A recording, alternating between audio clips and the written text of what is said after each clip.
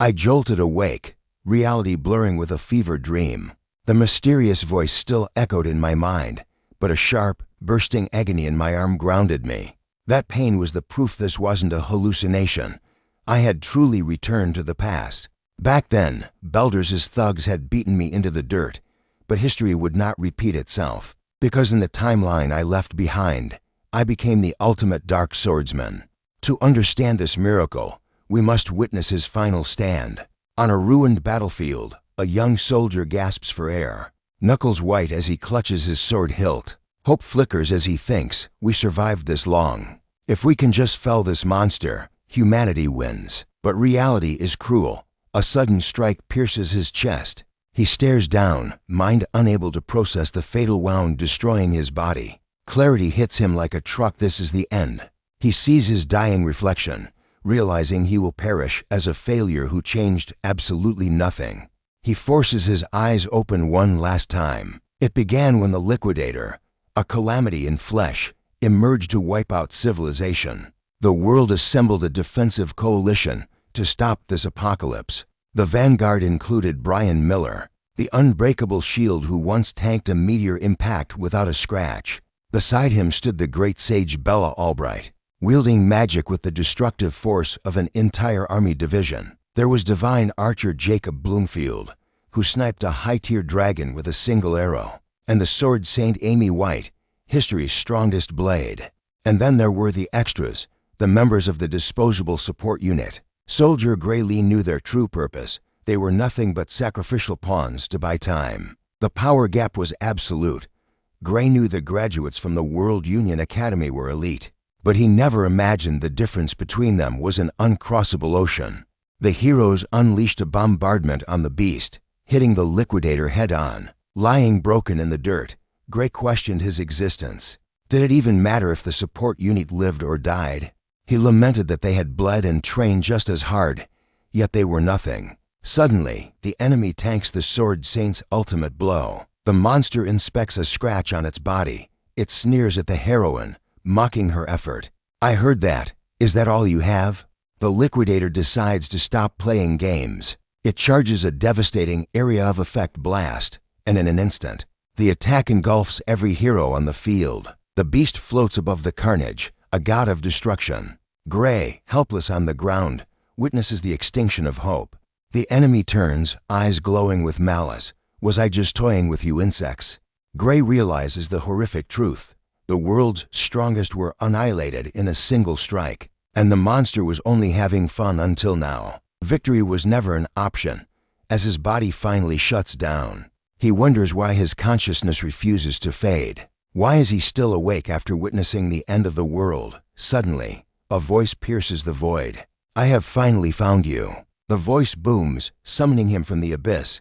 "Awaken, wielder of the dormant power." Gray snaps awake in a barren, monochromatic dimension. Is this the afterlife? It feels too empty. He spots a majestic figure seated atop a looming throne. "Who are you?"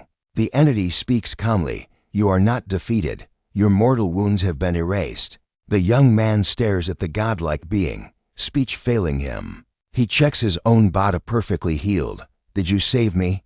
he asks. "No," the entity denies. "That was your own latent potential." Gray is stunned.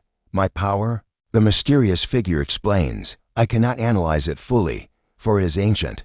But know this, if you master this energy, it surpasses even the Liquidator." Gray asks, desperation in his voice, "Does that mean I can win?" The cloaked being replies, uncertain, "But that monster must be purged." The entity reaches out, placing a hand over Gray's heart.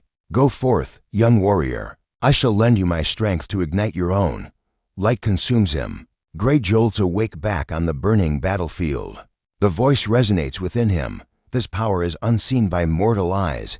Gray nods, feeling the surge. He steps forward, his presence suddenly terrifying the Liquidator. Boom! Gray launches a supersonic strike against the enemy. The young man stands tall, and the Liquidator recoils in shock. A human is still standing and fighting back. "It seems I can hurt you," Gray sneers. He channels his energy, declaring his dominance, but the Liquidator roars. "Do not underestimate me, human." The creature catches the blade with its bare hand. Gray's eyes widen at the defense. The Liquidator laughs. Congratulations. You forced me to use my full power. A terrifying dark silhouette manifests behind the soldier. Gray's aura explodes, shattering the limits of reality as he prepares for war. The Liquidator screams in fear as its invincible barrier cracks. What are you? You aren't human. They collide in a cataclysmic shockwave. The impact is so violent, it hurls the Liquidator backward across the wasteland. It rises, shaken, demanding answers. Just what are you? Gray smiles grimly. That's my line. A shadow rushes forward to end it all. The Liquidator gasps, unable to believe his prey is still breathing. But Gray wipes the blood from his lip. He knows this monster is a titan, yet fear has left the building. He inhales a sharp breath, steeling his resolve. Gray roars a vow to the heavens that he will crush this enemy, even if it takes 1,000 lifetimes to do it. Without hesitation, he launches himself forward. His blade sings through the air, striking true and hard against the beast's hide. He screams, "You monster!" But the Liquidator just begins a terrifying transformation. The enemy's flesh warps and twists, taking on a new, horrific form as it charges a devastating counterattack. A blood-red moon ascends instantly. Time is up. The creature sneers. Gray freezes as the bright sky is swallowed by a sudden, unnatural night. He stares down the beast and shouts, "So what?" The young warrior throws a desperate punch, but his fist hits an immovable wall. His eyes widen at the unexpected block. The Liquidator laughs darkly, revealing the grim truth. This is just the prologue. In this plane of true twilight, nothing can scratch him. The monster commands him to cease his futile struggle and gaze upward at the darkened heavens. "Aren't they beautiful?" he asks mockingly. Gray looks up. A massive pillar of cosmic energy comes crashing down from the stars. The creature leaps back as the beam obliterates the earth. The impact is catastrophic, leaving a crater the size of a city in the landscape. He taunts that the boy is finished, broken beyond repair. But suddenly, the Liquidator flinches. A new, ancient power begins to manifest. A colossal clock materializes from the void. A mysterious voice booms, declaring that this gathered energy is finally enough to turn back the hands of destiny. The enemy trembles, recognizing the divine signature immediately. He screams the name in terror, Kronos. The god of time speaks to Gray, asking if he can hear him. He vows to burn all of his divinity to send the warrior back to the past. The Liquidator howls in protest. Kronos' voice fades, whispering that this is his final gift. As the giant clock hands spin backward, the deity entrusts the fate of the entire world to Gray. Gray gasps, his eyes flying open. He finds himself lying on soft grass. He sits up, heart racing, and whispers, "Where am I?" He scans the horizon and freezes. It is Renato Village, his home. The home that was burned to ash 15 years ago. It stands tall and peaceful. The words of the time god echo in his mind. He looks at his hands. It wasn't a hallucination. It actually happened. Suddenly, a sharp, throbbing pain shoots through his bandaged arm. He grips the wound, and the memories flood back. This was the era when Belder and his gang made his life a living hell. His eyes narrow. "I won't be a victim again," he hisses. But doubt creeps in. Back then, they were strong, and he was nothing. He lets out a heavy sigh. Maybe slaying the Liquidator was just a fever dream. He decides to lay low and avoid trouble until he reclaims his strength. He can't risk injury now. The young man walks through the forest, trying to stay hidden, but fate has other plans. He runs straight into Belder and his thugs. The bully sneers, stepping forward. "Found you. You've caused me a lot of trouble today, trash." Clang! Belder throws a rusty sword at Gray's feet. "Pick it up," he commands. Gray stares at him, silence screaming his defiance. Belder spits on the ground. "Stop playing dumb. It's time for your training battle." Gray shakes his head, refusing. "My wound isn't healed." But the bully laughs it off. "Relax, the blade is dull. It's perfectly safe." Gray argues back, voice steady. "Dull or not, a hunk of iron breaks bones. If you hit the wrong spot, it's over." Belder slams his own sword into the dirt. "Shut your mouth." "Do you think you have a choice?" Belder advances menacingly. "If you hate swords so much, then fight me with your bare hands." Gray stares at him in disbelief. How can this be training if he is unarmed against a weapon? He suddenly remembers the military doctor's diagnosis from his past life. That injury. It was the catalyst that turned him into a loser. One of the lackeys swings a fist. Gray sidesteps instinctively. He stares at his own body, shocked by the fluid movement he just executed. Belder charges, slashing with the sword, but Gray dodges effortlessly. To his eyes, the strikes look impossibly slow. His feet dance across the dirt. He realizes the truth. It's not that they are slow. Belder roars in fury. Why can't I hit you? The blade whistles past his nose. Gray understands now. He is the one who has evolved. The goons whisper in shock. He's moving like a totally different person. Gray crouches, grabbing the sword hilt. His body may be weak, but his mind holds the combat experience of 1,000 wars. Belder brings his sword down in a lethal vertical arc. Clang! Gray parries the attack instantly. Can I really fight an amateur like this? Gray wonders. Then he remembers the years of torment these cowards put him through. A cold smile touches his lips. Flash. With a single strike, he disarms Belder, sending the weapon flying. Things aren't the same anymore, Belder. The aggressor trembles but taunts him. You don't even know how to take a hit. Gray smirks. Don't worry, you just taught me everything I need to know. He grips the hilt with both hands, eyes gleaming. Like you said, as long as the blade is dull, it's a safe way to teach a lesson. Belder's eyes widen as a blur of steel flashes toward him. Thud, he hits the ground hard, staring blankly at the sky, wondering what on earth just happened.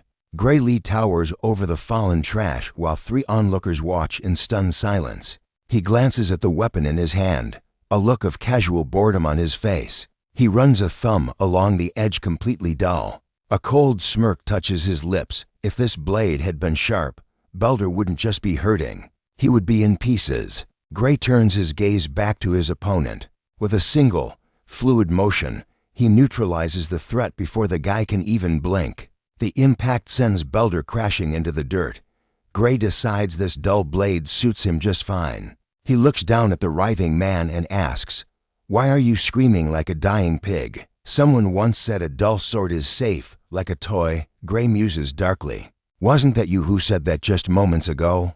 Back in reality, Belder is on his knees, humiliated. He screams at his frozen companions, demanding they stop staring and rush the enemy immediately. But fear holds them back. Gray is a monster compared to before. Finally, they agree on a cowardly tactic attack all at once from his blind spot. Gray glances at the incoming mob. You boys want a second round? Belder shrieks frantically for his goons to bring him down at any cost. I was going to let this slide. Gray sighs, his aura darkening. But you changed my mind. The scene shifts to the quiet forest, where the silence is broken only by the groans of 4 men kneeling in the dust, utterly defeated. Gray stands before the broken pile of bodies. Now, tell me, are you lot from the Seria swordsmanship dojo? One goon nods weakly, admitting they haven't attended lately because they arrogantly thought they were already strong enough. Gray scoffs. If this trash came from there, he shouldn't expect miracles. Still, the dojo might serve a purpose for his grand plan. Get me in, Gray commands. It's referral only. Belder trembles, begging him to ask someone else, terrified of what his master will do if he brings a stranger. Gray simply raises the dull blade, a dangerous glint in his eyes. Or would you prefer we continue our little lesson right here? Belder scrambles up, eager to save his own skin, and points the way. The group moves from the forest into the bustling heart of the city. Why the dojo? Belder asks nervously. Gray ignores the question and counters. Does that place have recommendation rights for the academy? Belder confirms. He heard rumors of such privileges. That, Gray says with determination, is exactly why I am here. One of the lackeys mumbles that Gray is already a monster. Surely he doesn't need the academy to get stronger. Gray's expression hardens. If only this level of strength were actually enough, he mutters, his voice laced with bitterness. Memories flood his mind. The Liquidator. A nightmare that not even the world's strongest alliance could scratch. Even when Gray unleashed his full power, it was like throwing a pebble at a mountain. How high is the peak? How much power must he amass to crush a monster like that? The question burns in his soul, but it is not hopeless. For a split second back then, he felt it. Complete control over that terrifying dark power. The key lies in the technique, the swordsmanship of the legendary swordmaster, Amy White. That movement is the missing piece. If he had trained under her properly, history would have changed. He clenches his fist. The second chance from Kronos must be for this exact purpose. The atmosphere shifts inside the dojo. Seria, the master, stares down her students with eyes like ice. What exactly are you trying to tell me? Her voice drops an octave. You used my teachings to bully a civilian, and you still lost? Is that the report? Her glare pierces through them. Belder stammers, sweat pouring down his face, claiming it was merely a spirited training match. Seria doesn't speak. She moves, a blur of motion, and she strikes all four of them simultaneously with godlike speed. The men gasp in pain and shock. Who gave you permission to make excuses? She demands coldly. Consider this training as well. She points her blade directly at Belder's trembling nose. Get out, and do not let me see your faces again. From this second, you are expelled. The decree is final. Terrified, the group scrambles to escape her wrath. Seria sighs, sheathing her weapon. She turns to Gray, her demeanor shifting to professional courtesy. I apologize for the disgrace my former students caused you. Gray bows respectfully, no apology needed. Seria cuts to the chase, noting she heard his request for an academy recommendation. I would write it as compensation for their behavior. She admits, however, my name carries weight. I must verify your skills first. Gray nods. He expected nothing less. Seria takes a stance, her aura expanding. Come at me. You have the first move. Gray doesn't hesitate. He explodes forward, unleashing a torrent of rapid strikes. Steel meets steel in a high-velocity symphony of sparks. Seria's eyes track every micro-movement, analyzing him amidst the chaos of the clash. Practical, she notes as she parries, efficient. You fight like a veteran who has survived 1,000 battlefields. She sidesteps a lethal slash with grace. No wonder Belder and his fools stood no chance against you. It feels wild, self-taught, yet there is a shadow of academy technique hidden within his form. It intrigues her. She blocks a heavy blow. Talented, but raw, she assesses. You are a diamond in the rough, waiting to be polished. Playtime is over. Seria's aura flares. She raises her blade and unleashes a thunderous downward strike. Gray raises his sword to intercept. Asterisk boom. Asterisk the impact shakes his bones, forcing him to slide backward across the hall floor. But as the dust settles, Seria feels a prickle of unease. He isn't yielding. He is keeping pace. And suddenly, she realizes the terrifying truth. She only meant to test him. So why is she fighting with everything she has? Seria remains haunted by that strange sensation. She asks herself a chilling question. Why does the mere presence of this boy strike such fear into her heart? Gray launches himself into the air, delivering a devastating strike from above. But Seria evades the blow effortlessly, scoffing that despite her bad feeling, it was nothing more than a desperate, wild swing. The attack leaves Gray wide open. Seria's eyes narrow.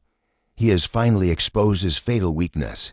She lunges in for the counter, her voice ringing out with authority. This ends right now. The instructor strikes with lethal intent, but her confidence instantly turns to shock. Seria stands frozen, wondering what just transpired. She looks down to see her wooden sword lying on the ground, shattered into splinters. Gray recognizes the sensation immediately. That dormant power still surges within him, waiting to be unleashed. Suddenly, a shockwave blasts towards Seria. Pure energy explodes from Gray's leg with terrifying force.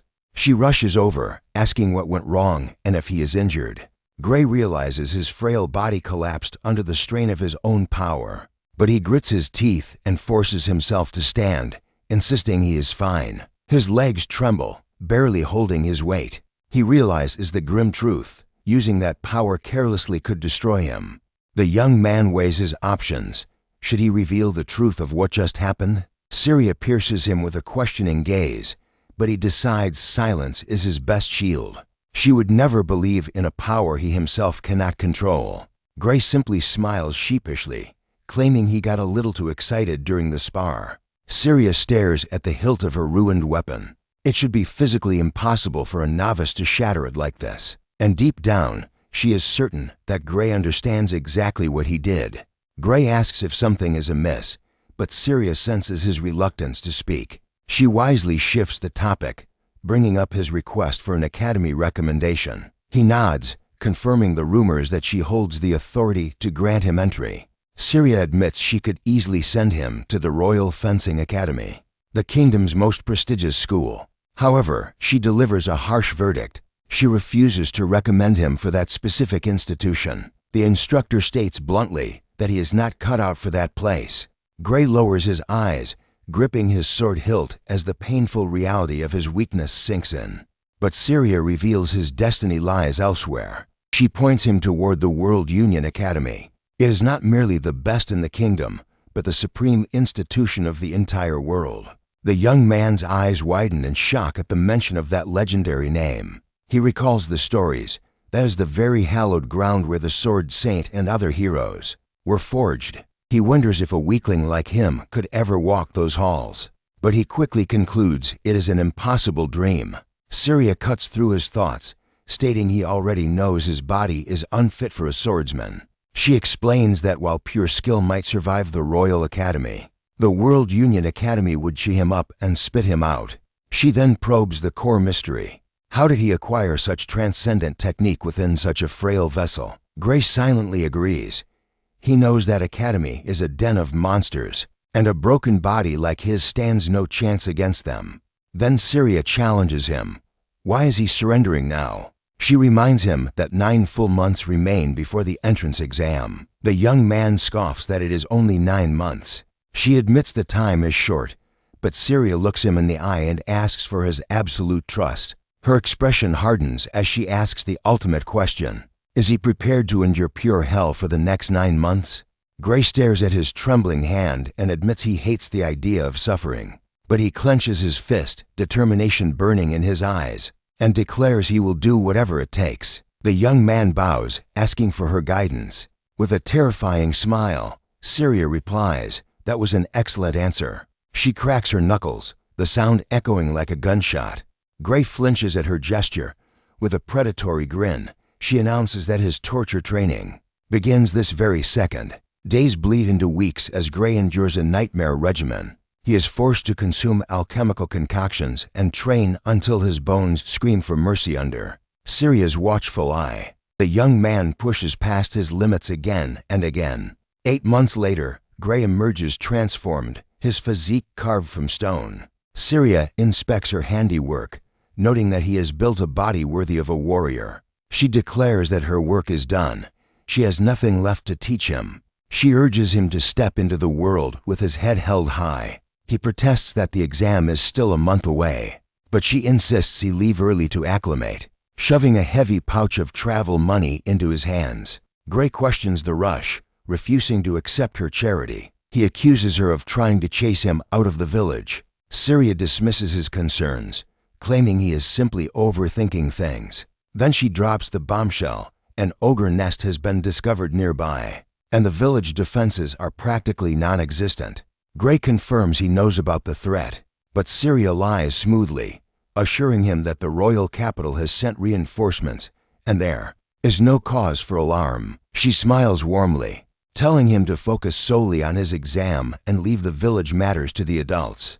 But Gray sees right through her deception.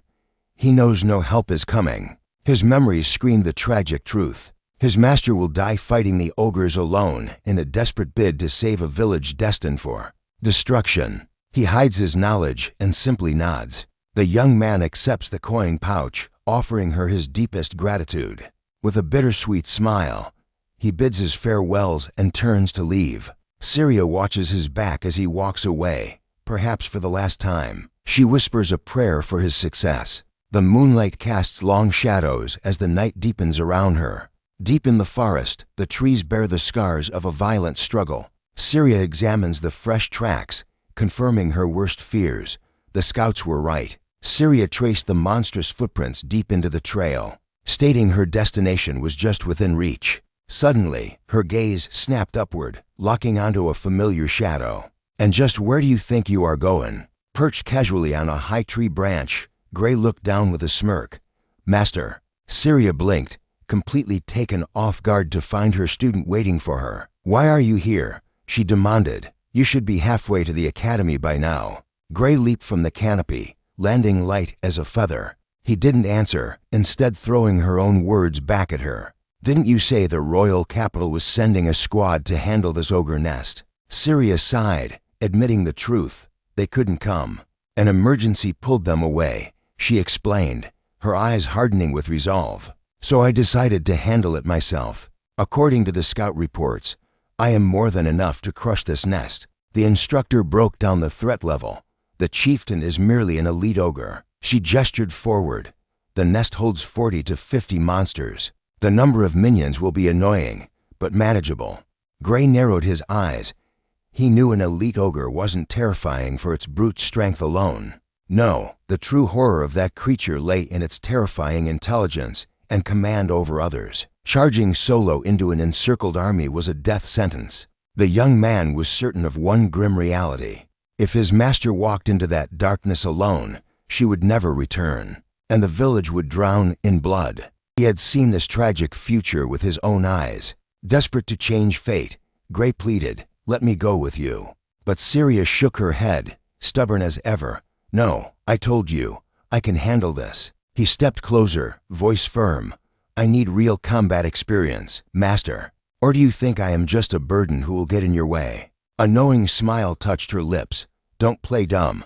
We both know you are far from a burden. I can't even beat you in a sparring match these days." Her expression turned serious.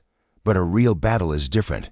In a monster nest that appeared out of nowhere, death comes in an instant." She placed a hand on his shoulder. "For a suicide mission like this, it is better for you to wait until you have more actual combat experience." Gray realized words wouldn't stop her. Her resolve was iron. "If that is your final decision," he said, shifting his stance, "then I have another idea." "Oh," Seria raised a brow. "What kind of idea?" Gray's aura flared. "I will defeat you right here to stop you, and then I will slaughter the ogres myself." The air crackled with tension as master and student faced off. Gray drew his blade, the cold steel pointed directly at her heart. Seria stared at him, then let out a defeated laugh. "Fine, I give up." She lowered her guard, eyes softening.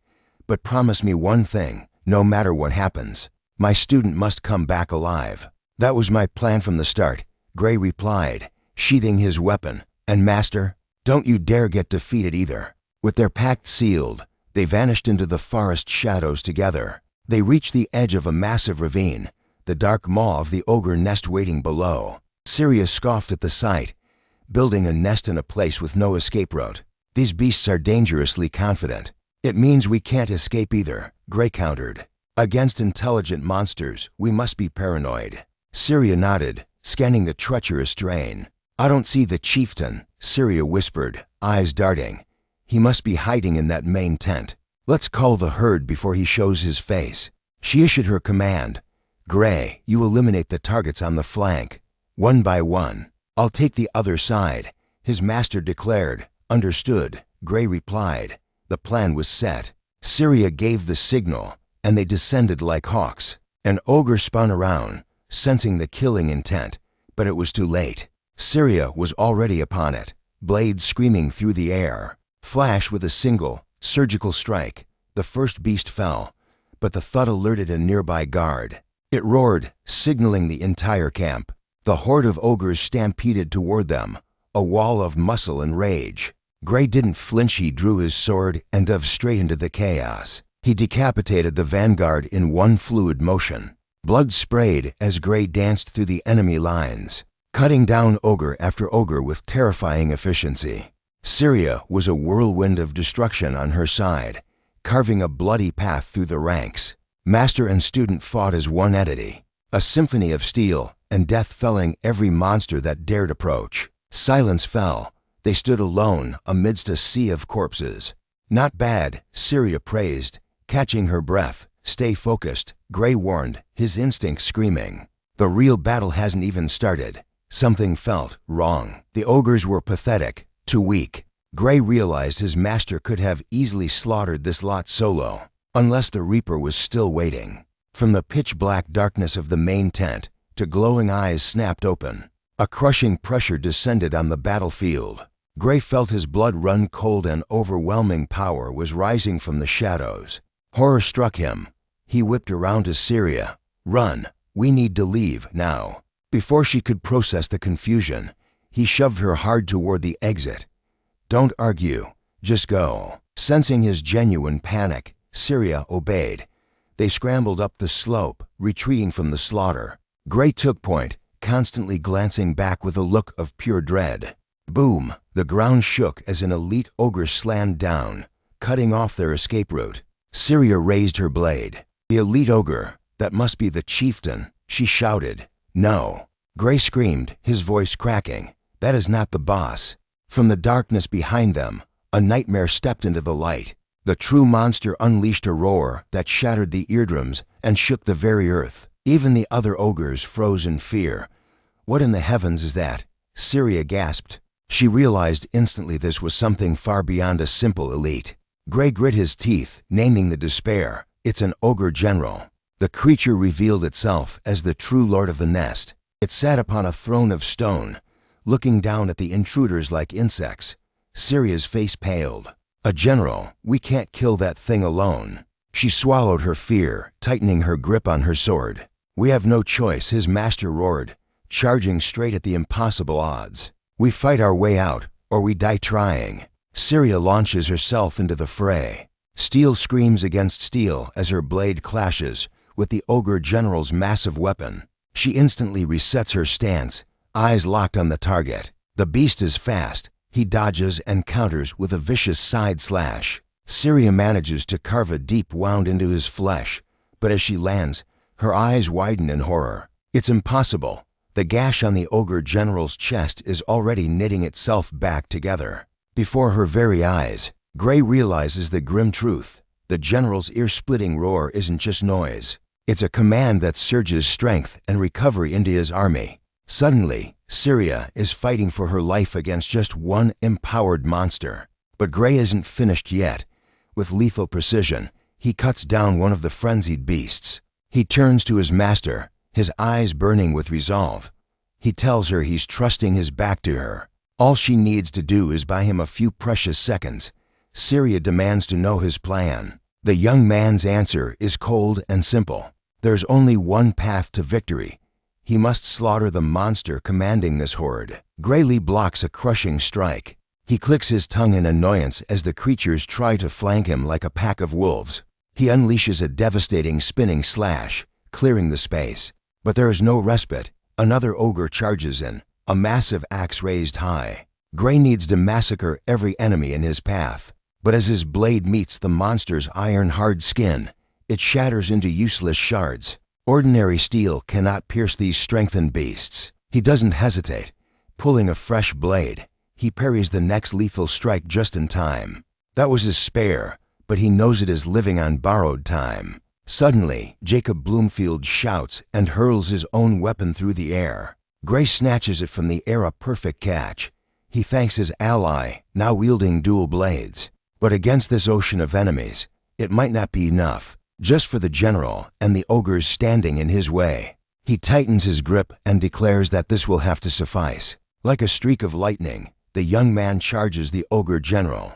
Grayly eviscerates a minion, but he is forced to cross his blades to block a heavy axe swing. The impact is tremendous, sending him staggering back. But he uses the momentum, leaping over the horde to rain death from above. High above, a mysterious figure watches the chaos unfold. Below, the ogre general bellows another command, and Gray watches in shock as the monster's bodies begin to warp. They are evolving. Their muscles bulge with terrifying new power. An ogre slams into Gray's guard, shoving him back with the force of a battering ram. The creature sneers. It saw right through Gray's strategy. The ogre general admits his intellect is just as dangerous as his brawn. Steel clashes against steel in a violent symphony. Gray grits his teeth and engages another monster. He pushes forward, a whirlwind of violence, commanding the filth to get out of his way. Gray charges straight into the teeth of the horde. He roars that he has no time to waste on pawns as he carves a bloody path forward. Disaster strikes, and Ogre seizes him from behind. Before he can react, another monster swings its axe. The blow connects with a sickening crunch. Gray realizes their trap. They are throwing their bodies at him, sacrificing themselves just to chip away at his weapons. A creature lunges, a fist the size of a boulder crashing down. Gray blocks it, but his sword screams in protest before exploding into fragments. The force of the blow knocks the air from his lungs. He hits the ground hard, gasping, struggling to find his footing. He is down to his final blade. One sword against an army of evolved ogres and a general who plays with his food. His past experience, the memories from before he regressed, tell him this is unwinnable. Logic dictates death, but in that moment, a fire ignites in his soul. He rises from the dirt, gripping his last hope. Gray screams for his master to run while he draws their aggro. Seria responds with a faint, heartbreaking smile. She turns to face an oncoming ogre and whispers that she cannot do that. He shouts, asking if she wants to die in vain, but she refuses to retreat. With a determined look, Seria declares she is done running away. Gray watches her, despair clawing at his chest. He sees no way out. For a split second, he regrets turning back the clock only to die here. He swings blindly at an approaching beast. Is this it? Is this where his second chance ends? In a hellhole like this, surrounded by enemies, his final sword snaps. He is left clutching a broken hilt, but he refuses to yield. He snarls that it is not over yet, and then he remembers the power from that time. If he can just access that dormant strength, the battle is not lost. He focuses every ounce of his will. He knows he can slaughter them all. He just needs to recall the sensation, the feeling of absolute power. Gripping the shattered hilt, he shuts out the world. He closes his eyes for a heartbeat, diving into the abyss of his own soul. In the darkness, a single eye snaps open. An unknown energy erupts around him, condensing, materializing into a blade of pure force in his hand. Seria screams his name in panic. Gray turns, a calm smile on his face. He assures her that everything is going to be fine. He explodes forward. He cuts through the horde like they are made of paper. His new blade meets the ogre general's axe and shatters it into dust. The monster looks down, stunned by the impossible blow that just severed its fate. Seria watches, her mind unable to comprehend the majesty of his strength. Now Seria faces the remnants. She chuckles, noting that their attacks suddenly feel light as feathers. They really gave her a scare for a moment. She dances through them, cutting them down with ease. Without the general's roar to empower them, they are nothing but oversized trash. Standing amidst a sea of corpses, Gray exhales.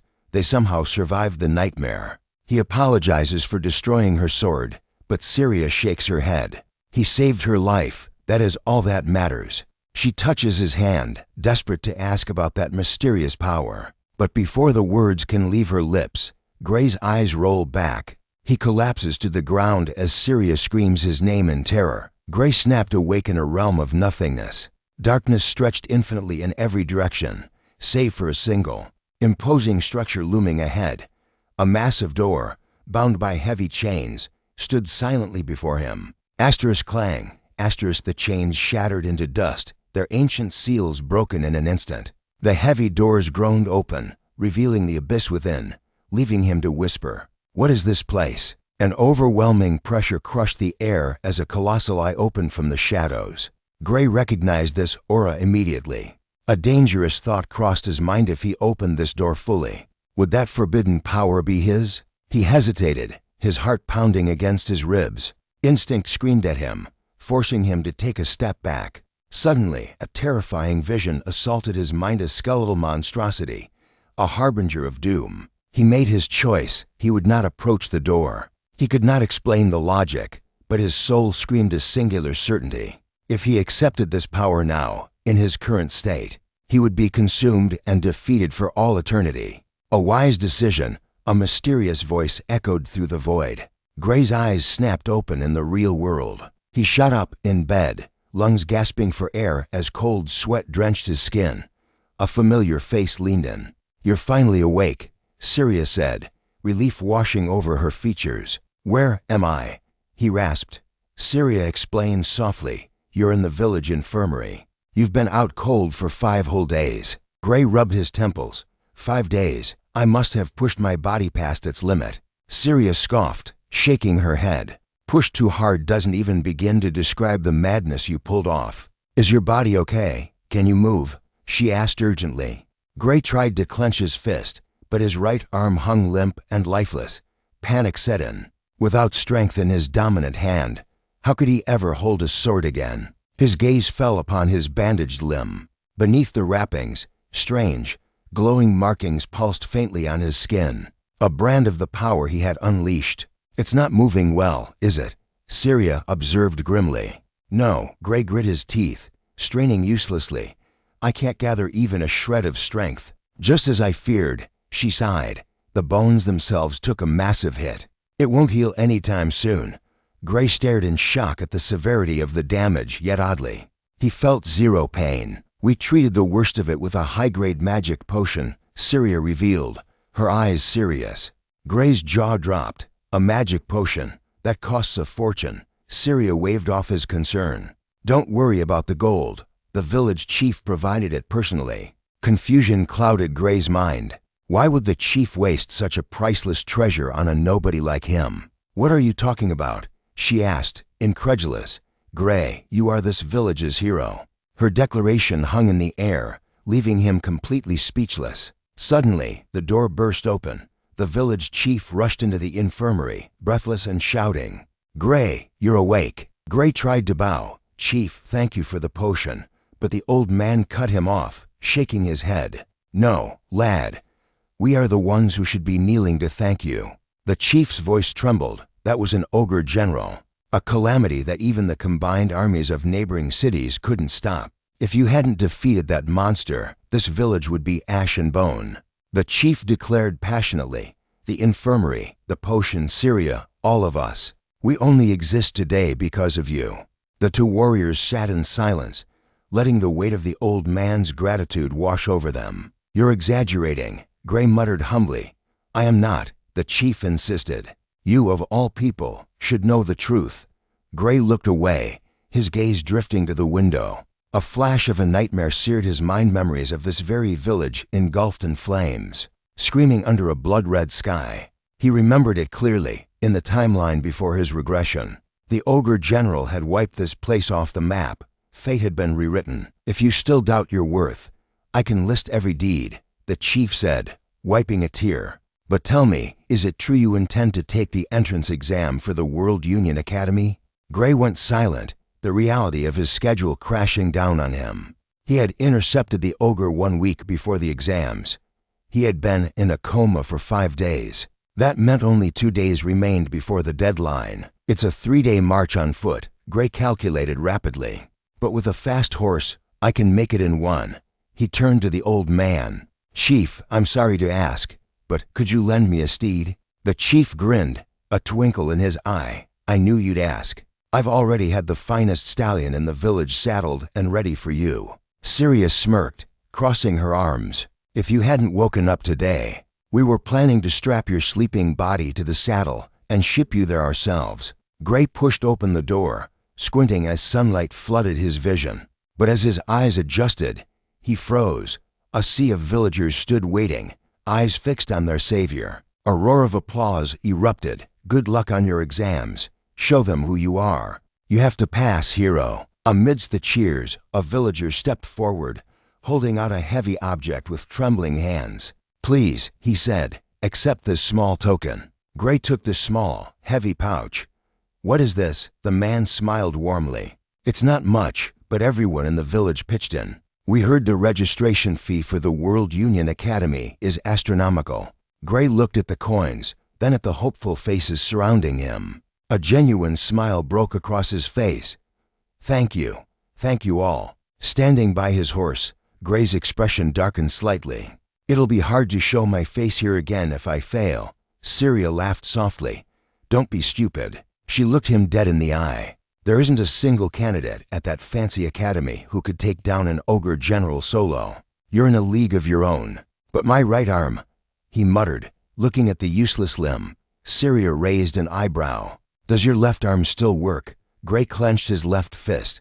It does. That's more than enough, she declared. And truthfully, you won't even need to use that power to crush them. Gray wasn't convinced. The entrance exam is brutal. Can I really pass with just one arm? You will, Seria promised, her voice radiating absolute conviction. The examiners aren't blind. They'll see your skill. You will pass, Gray. I guarantee it. Gray took a deep breath, absorbing her faith in him. Thank you, Seria. After hearing that, failure is no longer an option. As he galloped away, the wind whipping through his hair, a profound realization hit him. The village that burned in his past life now stood peaceful behind him. The future wasn't set in stone. With this power, he could rewrite destiny itself. He cast one last glance at the home he saved, then turned his eyes toward the horizon. I'm off. Arriving just in the nick of time, he breathes a sigh of relief. He takes a moment to survey the landscape. Suddenly, a colossal silhouette dominates the horizon. The legendary World Union Academy finally reveals its grandeur. Birds soar freely above the imposing grand arena. A booming announcement pierces the air. Exam tickets are being distributed now. Everyone remain in the central arena. The tension is palpable. One candidate whispers that everyone here is being tested, but only 20 souls will survive the cut. Others murmur about the brutal odds. Some years 50 pass, other years just one. Suddenly, a woman steps forward, commanding absolute silence. Let the distribution begin, she declares. Take the paper that manifests before you. She snaps her fingers, a sharp, crisp sound. Instantly, magical papers begin to materialize out of thin air in front of every candidate. Gray Lee watches intently as his destiny floats into his hand. Ticket number 513, course Swordsmanship. The woman confirms that the delivery is complete. The official on the podium issues a warning. Do not be alarmed. Only your number and course are listed. This is the absolute standard. A faint, enigmatic smile touches the woman's lips. The World Union Academy sees no age, no gender, no nationality, and no status. The crowd hangs on her every word. There are no exceptions, she concludes. Here, not even your names matter. She points a finger at the masses, her voice turning icy. Your identities are meaningless. Only those strong enough to cross the bridge earn the right to be asked their names. Even then, you can lie if you wish. Gray Lee frowns, staring at the paper in his hand. The ticket clearly says swordsmanship course, but he left his blade behind long ago. As if reading the confusion in the air, the woman speaks. I assigned courses based on your physical appearance alone. If I made a mistake, raise your hand now. Is she joking? A candidate scoffs in disbelief, sorting everyone just by looking. That's impossible. Whispers of secret investigations and mind-reading magic ripple through the terrified crowd. The official notes the silence. No one is in the wrong course. Good. The exam schedules are now live. New text burns onto Gray Lee's ticket. His exam is set for day 1, 1100 hours. 11 in the morning. His heart sinks. He prayed for more time to let his injured arm heal, but fate is cruel. The practical exam is a single phase, the woman states coldly. Tardiness means immediate disqualification. Her gaze hardens. And do not bother asking for a schedule change. We show no mercy. Gray Lee grips his throbbing arm, hoping for a miracle by sunrise. The scene shifts. The morning sun illuminates the arena, but the miracle never came. His arm is still wrecked. He has to fight in this condition. Next candidate, to the entrance, an official shouts.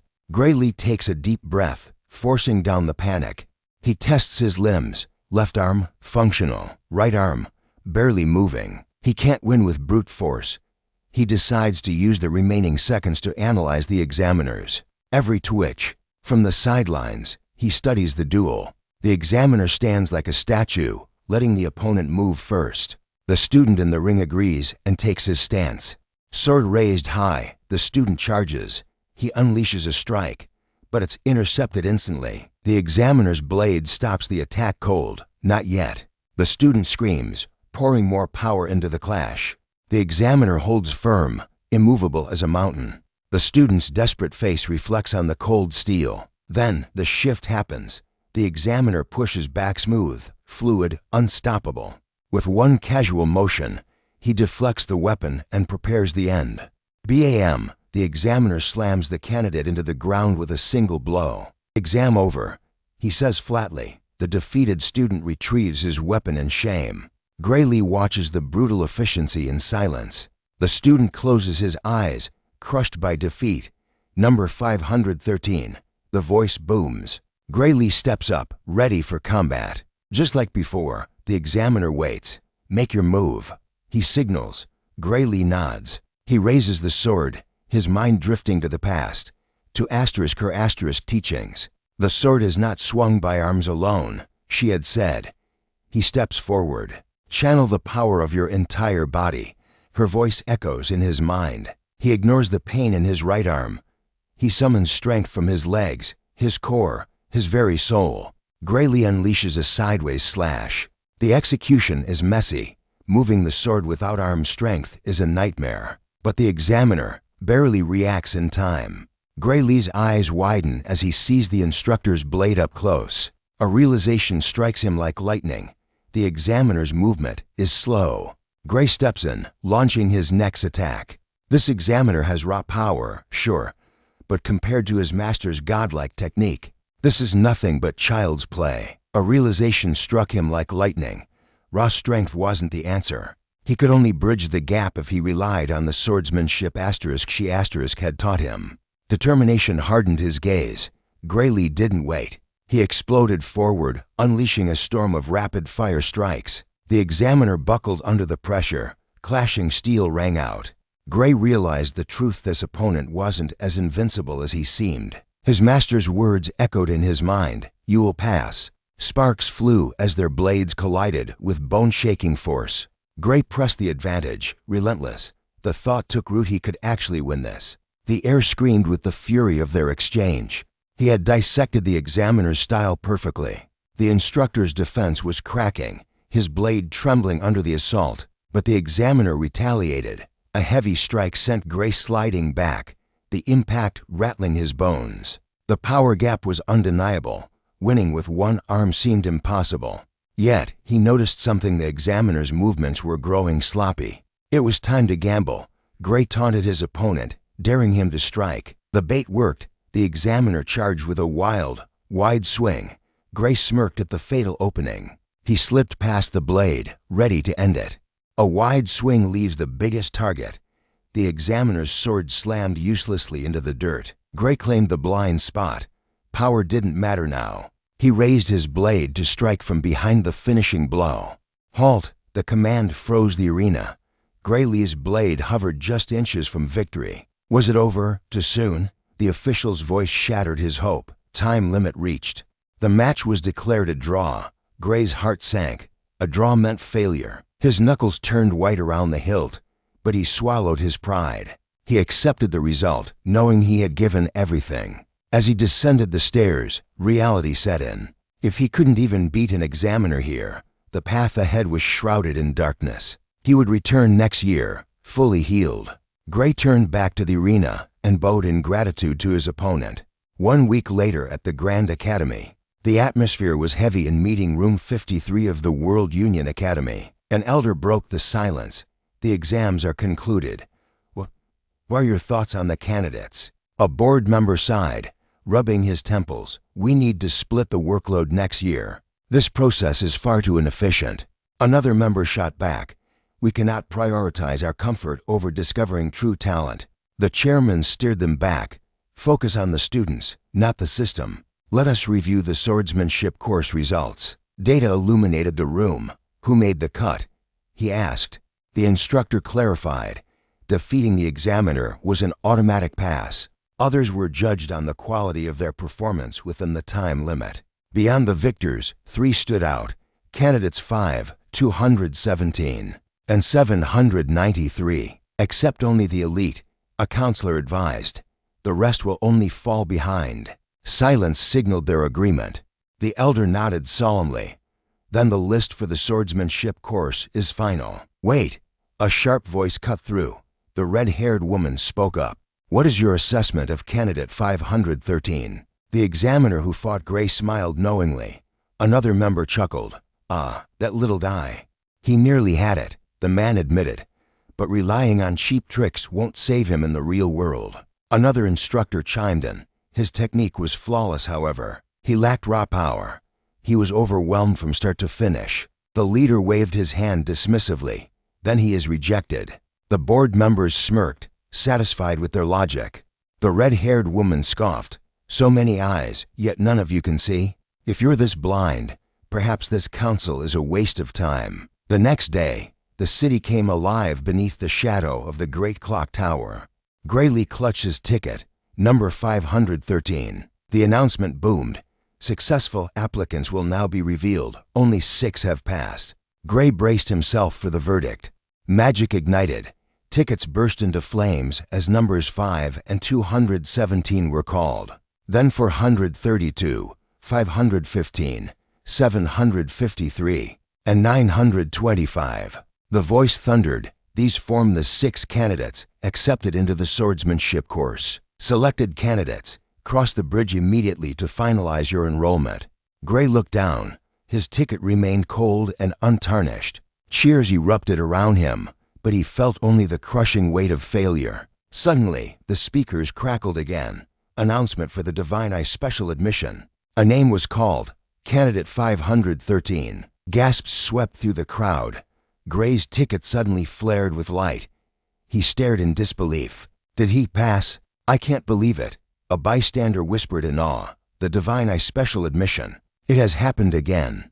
Graylee stands frozen in confusion.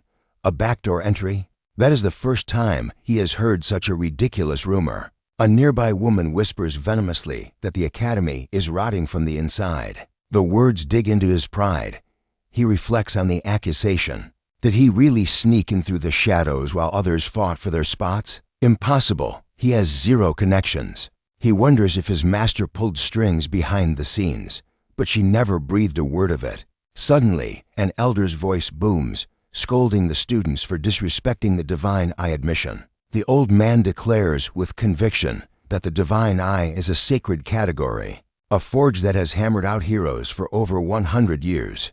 But the young men just scoff at history. To them, it is a relic for nostalgic fools, a system that lost its glory long ago. Someone in the crowd starts listing the recent Divine Admission candidates, like a grocery list of disappointments: Amy White, Bella Albright, Jacob Bloomfield. The verdict from the crowd is brutal. Complete failures. The student sneers. A fact that everyone, even the current candidates, seems to accept as gospel.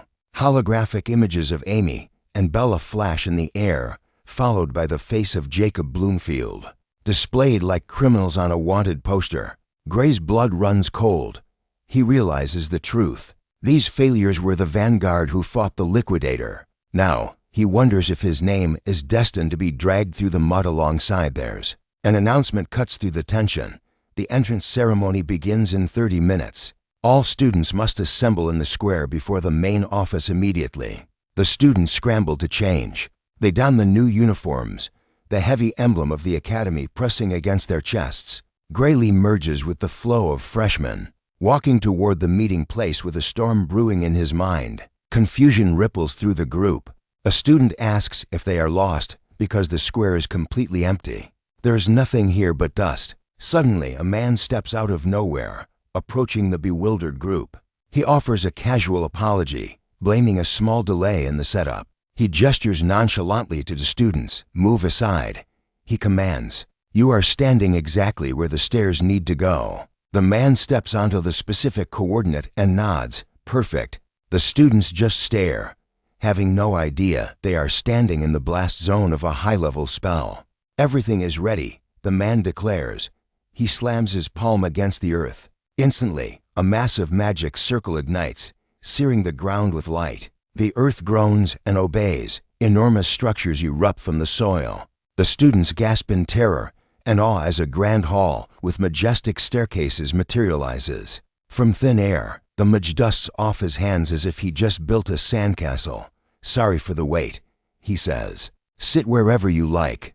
The 2 students stand paralyzed, their minds unable to process the miracle they just witnessed. One stammers, asking if that was high-tier teleportation magic. They are floored. To move a structure of that magnitude, the mana requirements would be astronomical. Gray Lee takes a seat, unimpressed. He assumes the ceremony is just a flashy flex to show off the school building. A slight, cynical smile touches his lips, but as the dust settles, the true scale of the World Union Academy is revealed. Gray frowns. The number of seats is absurdly high for a class of just 30 students. A female student next to him notices his confusion. "Do you seriously not know the reason?" she asks, incredulous. Gray apologizes, admitting his ignorance. "I only know how to swing a sword," he confesses. Taking pity on the brute, she offers to explain. "This academy is the apex," she explains. "It gathers the absolute elite from every corner of the globe." She points a finger toward the heavens, and here they come. The young swordsman looks up. The sky darkens not with clouds, but with power. The horizon fills with an armada of approaching airships and soaring dragons. Gray is stunned into silence. His eyes lock onto the behemoth leading the fleet. He knows that silhouette. It is the Strato Queen, the legendary magic battleship he rode during his days in the Liquidator. Subjugation Squad. He cannot believe his eyes. They are using one of the world's largest war machines for a simple school entrance ceremony. This place is insane. The Titan touches down, the ground trembling under the sheer weight of the World Union Academies. Influence. The elite students descend from the airship like gods walking among mortals. On the podium, the host observes the full assembly. A satisfied smile crosses his face. Let the entrance ceremony begin. Following the principal's speech, the audience erupts into thunderous applause. Gray Lee fights back a yawn, despite the flashy entrance. The ceremony itself is as boring as any other. But then, the atmosphere shifts. The announcer calls for the top students of each course. From the swordsmanship course, Leon Hart. As the prodigy ascends the stairs, whispers explode like wildfire. That's him, the monster who instant-killed the examiner during the test. They say his blade skills already rival the master's. His name is Leonhard Appas. Gray Lee watches him, his gaze sharpening like a hawk. Leonhard reaches the stage, but ignores the script. He turns to the faculty. "Permission to speak freely?" he asks. The teachers nod. The young man thanks them, but his eyes are cold. Leonhard announces that he has a formal complaint to lodge against the academy itself. He turns to address the students, or rather, the worthy ones. "To everyone who was admitted through proper strength and effort," he begins. He places a hand on his chest, feigning humility. "It is the highest honor to stand here among the true elites. Let us strive together," he declares, "so that we may graduate as legends capable of shaking the world. I look forward to the days we will soar to new heights as proud students of the World Union Academy." Suddenly, his tone drops to absolute zero. "However, there's trash among us that does not deserve to breathe this air." He turns his predatory gaze to the divine eye instructor. "Isn't that right, Professor Ariel?" The professor does not flinch. She replies that every student passed the rigorous exam. Though they may lack his monstrous power, exclusion is unwise. She narrows her eyes. "Why do you ask such a thing?" Leon Hart takes the stage, his presence commanding silence. His voice cuts through the hall. He clarifies his target isn't the elite who passed the rigorous exams. No, his venom is aimed elsewhere. He points a finger at the Divine Eye Special Admission, the one who sneaked in through the back door. His demand is absolute. Reveal yourself, surrender your uniform, and vanish from this academy immediately. Murmurs ripple through the crowd as heads turn. In the shadows, Gray Lee sighs, puzzled by the sheer hostility directed his way. Relief washes over him. Leon Hart doesn't know his face yet. If he stays silent, maybe this storm will pass him by. Professor Ariel chuckles, noting the lively energy of the new batch. But Leon isn't laughing. He doubles down, demanding an end to her corrupt admissions. She steps closer, her aura shifting. She asks a simple, dangerous question. Does he truly believe he is stronger than that boy? Tension explodes as they face off before the entire student body. Leon blinks, caught off guard by her audacity. He quickly regains his composure. "Of course I am," he sneers, challenging her implication that a backdoor cheat could rival him. "I like that confidence." Ariel smiles, her eyes glinting. She proposes a wager. Leon hesitates, but she presses on. The stakes, her teaching career and the boy's enrollment. Gray Lee freezes, bewildered by this sudden escalation. Leon scoffs. Does she expect him to duel the weakling? No, she dismisses the idea. I wouldn't be so crude. Her next words cut deep. If they fought for real, Leon Hart would be the one crippled. As an educator, she can't risk her students' safety. Are you mocking me? He hisses. Ariel's expression remains stone cold. She suggests a safer alternative, a monster hunt. She notes his reputation for slaughtering beasts exceeds his dueling skills. Leon straightens, forced to admit her intel is accurate. Fine, he snaps. What are the terms? Her smile widens. It is quite simple. The challenge is straightforward. Eliminate the targets she selects. Difficulty will escalate with every round. The first to fail loses. If her champion falls, she resigns and every special admission gets expelled. But if Leon Hart tastes defeat, he must submit to her absolute command. She stares him down, waiting for an answer. Leon narrows his eyes. He demands to know the targets first. He's confident in his power, sure, but he's not foolish enough to walk blindly into a trap. The professor taps her chin, pretending to think. Then, she prepares to drop the bomb. How about an ogre general? She asks casually, as if ordering lunch. Too easy. The hall erupts in shock. Gray Lee blinks. Why that specific monster?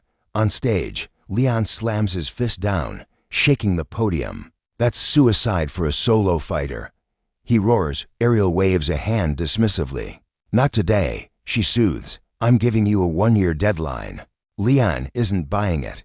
If a student could slay a disaster-class monster, with only 1 year of training, humanity would have been saved long ago. He demands a realistic target. Gray leans in, eyes sharp. A slow smirk spreads across Gray's face. The pieces fall into place.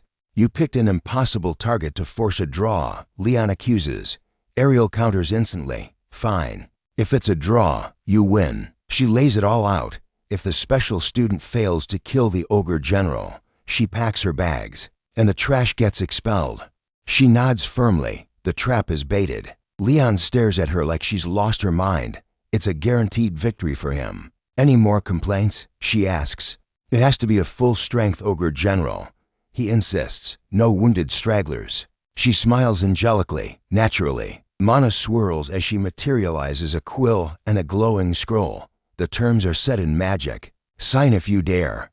Leon eyes the parchment hovering before him, scanning for deceit. He scrawls his signature, sealing his fate.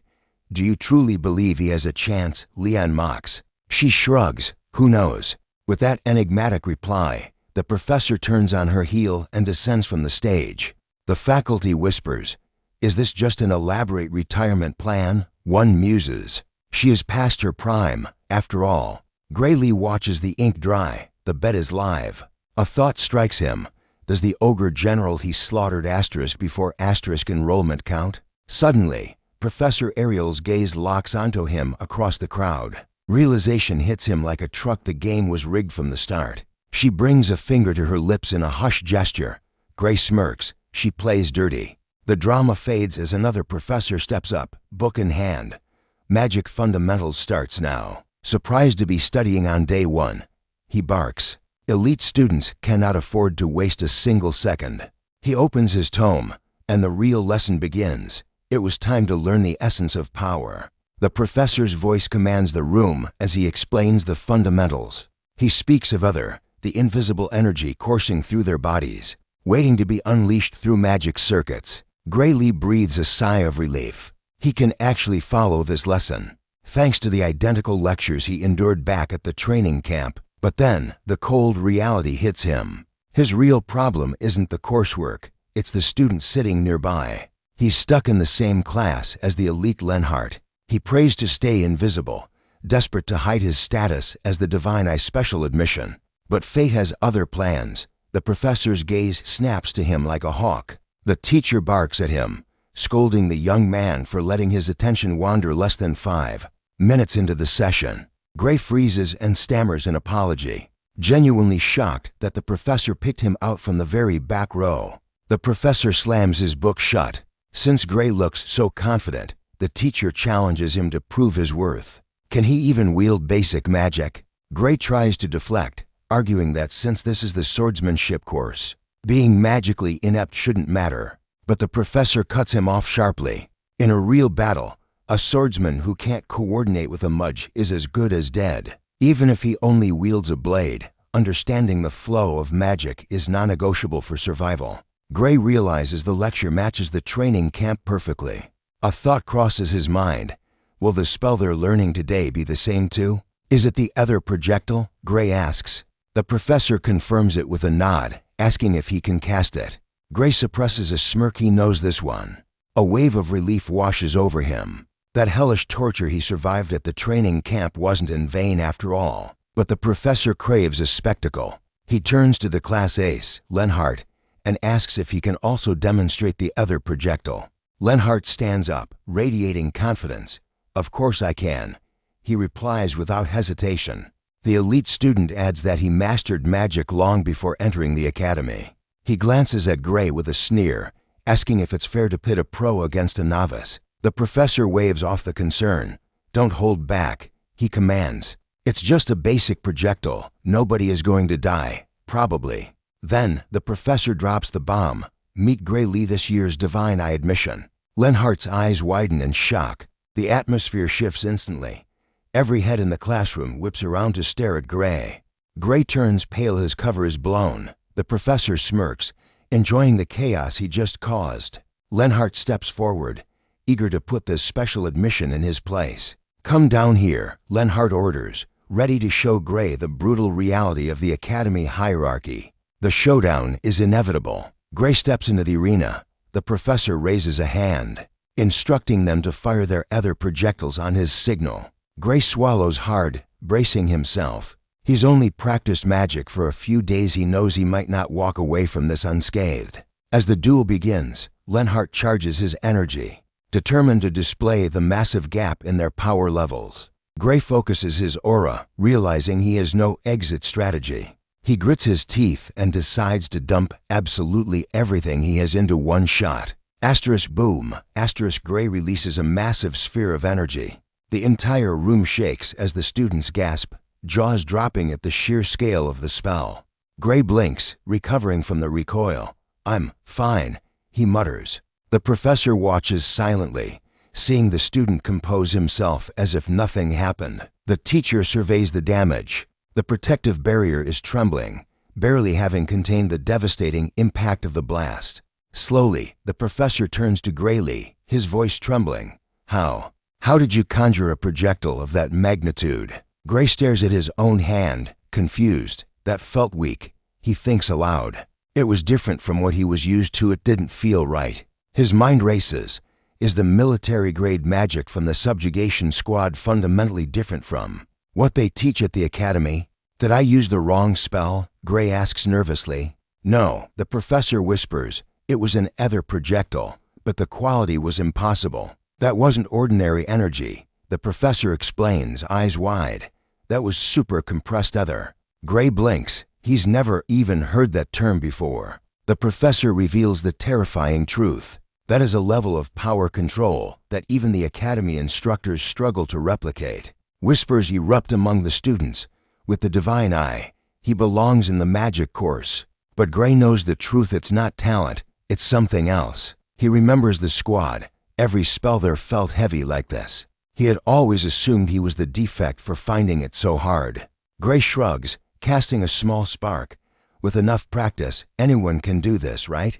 He says, trying to play it cool. A smile creeps across the professor's face. Then, the older man bursts into manic laughter, leaving Gray completely freaked out. The professor's reaction is unhinged. Gray steps back, bewildered by the sudden shift in demeanor. The teacher grabs him. Forget swords. You need to transfer to the magic course immediately. Your talent is wasted here. Gray pulls away, refusing instantly. No thanks. I've already been told I have zero aptitude for magic. Who told you that lie? The professor roars. You are a prodigy. To use compressed ether at your age, whoever evaluated you was blind. The class watches in awe. The strictest terror of a professor is practically begging a student to switch majors. The professor points a shaking finger at him to not follow the path of a mage. It would be a crime against magic itself. Gray suppresses a smirk, hiding his amusement, but the words compressed ether trigger a memory. A secret from his past is finally resurfacing. On the chalkboard, a female professor dives into ancient history, explaining how early civilizations were blind to the concept of life force. Because of this ignorance, casting even simple magic was a struggle, a clumsy, inefficient mess compared to modern standards. But a memory flashes in Graylee's mind. A woman from a different time teaching him to compress the ether and fuse it with Ode. She had laughed back then, finding the past's ignorance amusing. Snapping back to reality, Gray asks the professor if he knows about Ode. The older man pauses, a look of genuine confusion washing over his face as he asks what Ode is. That reaction confirms it. Gray realizes this era has no clue that Ode even exists. He quickly covers, asking about the subjugation squad instead. The realization hits him like a truck. His knowledge isn't just advanced. It's from a future that hasn't happened yet. Professor Carlos immediately tries to recruit him for the magic course. But Gray knows he must guard his secrets. I refuse, he says firmly. My heart belongs to the sword. The older man sighs, lamenting the waste of such potential, clearly disappointed by the rejection. However, he leaves the door open, telling Gray to find him immediately if he ever changes his mind about becoming a mage. Gray thanks him respectfully. Professor Carlos then dismisses him, saying he can leave class early if he's bored. This level is far too basic for you, Carlos admits openly. The other students stare, stunned by the high praise the strict professor is giving him. Graylee gathers his things and heads back toward his seat in the amphitheater, trying to ignore the gazes. Suddenly, Lean Hart turns and whispers, "Lord Gray." A cold shiver runs down the young man's spine at the title. Later, he finds a summons from Professor Ariel. As he walks the hall, he wonders why she called for him so suddenly. He assumes Professor Carlos must be behind this, pulling strings. Finally, he stands before a massive, ornate door. A voice from within calls out, asking if it's Gray and telling him to enter. He pushes the door open, announcing himself. Flash of steel, a blade lunges straight for his throat. Gray reacts on pure instinct, drawing his sword. Clash with a lightning-fast parry, he blocks the ambush. A figure stands in the room, watching his every move. Gray realizes his body moved on its own muscle memory from a lifetime of battle. Sword still raised, he questions the girl on the floor who attacked him. Gray holds his ground, his eyes locked on his assailant, analyzing the threat level in silence. The young woman rises to her feet. Gray stares at her, a sense of déjà vu washing over him. He knows that face. From across the room, Professor Ariel applauds slowly. "Not bad at all," she purrs. "My eyes didn't deceive me." Another man in the room asks if Bella went easy on him. Her form was perfect, yet she was disarmed in a heartbeat. Bella, hearing the name, the pieces click. Gray realizes she is Bella Albright, the legendary sorceress of the future. Professor Ariel turns to her colleagues with a smug grin, asking if they should just resign since a student outclassed them. One man laughs it off as a joke, but then, with a defeated sigh, the man tosses a bag of coins. Gray blinks, asking what exactly is going on. Professor Ariel reveals the truth. They were betting on whether he could survive a surprise attack. Thanks to his reflexes, she just won big. She flicks a gold coin his way as a share of the winnings. Gray stares at the fortune in his hand, wondering if his life is just a game to them. One of the professors turns serious, noting that despite the win, the situation played out exactly as predicted. The scene replays in their minds. The expert notes that during the clash, the boy deliberately avoided using his dominant arm. It was as if he was desperately protecting it. The other man asks if he's hiding a physical injury. No, the professor corrects. It's not a wound on the flesh. It's a deep-seated trauma within his mind. The colleague agrees a simple injury wouldn't cause that kind of defensive reaction. Gray asks how they saw so much from a single exchange. The man chuckles. They wouldn't be elite professors if they missed such details. Apparently, Ariel noticed it during the entrance exam. Ariel then kicks the other two out, declaring that despite his trauma, she refuses to give up on her student. The men admit the boy is a monster of potential. But as they leave, one drops a harsh truth. If that trauma doesn't heal, He'll never survive the Academy's standards. He stares directly at Gray. Keep that in mind, boy. Professor Ariel waits for the door to click shut before turning her full attention to Gray. He stands in silence, waiting for the real conversation to begin. Now that the peanut gallery is gone, she says, gesturing to the tea set prepared on the table. Let's talk about magic. She drops the facade. She knows he used super compressed ether in class. Gray doesn't deny it. She's too sharp to fool. She reveals that Professor Carlos begged her to transfer Gray to the magic course, but she shot him down immediately. She stirs her tea, her gaze piercing through him. In her eyes, Gray Lee is a warrior born for the sword, not a spellcaster. She points out the contradiction. He understands the highest levels of magic theory, yet his body shows zero signs of mana compression practice. Gray lifts the teacup to his lips, hiding his expression. He decides right then it's safer not to lie to this woman. He finally nods, confirming her suspicions were dead on. Ariel instantly presses him to reveal the secret trick behind his power, promising him total secrecy and a reward fit for a king. She places a heavy hand on Bella's shoulder, insisting she needs this knowledge desperately for the girl's sake. Gray asks if this is truly for Bella, almost slipping up and using her future title of sorceress.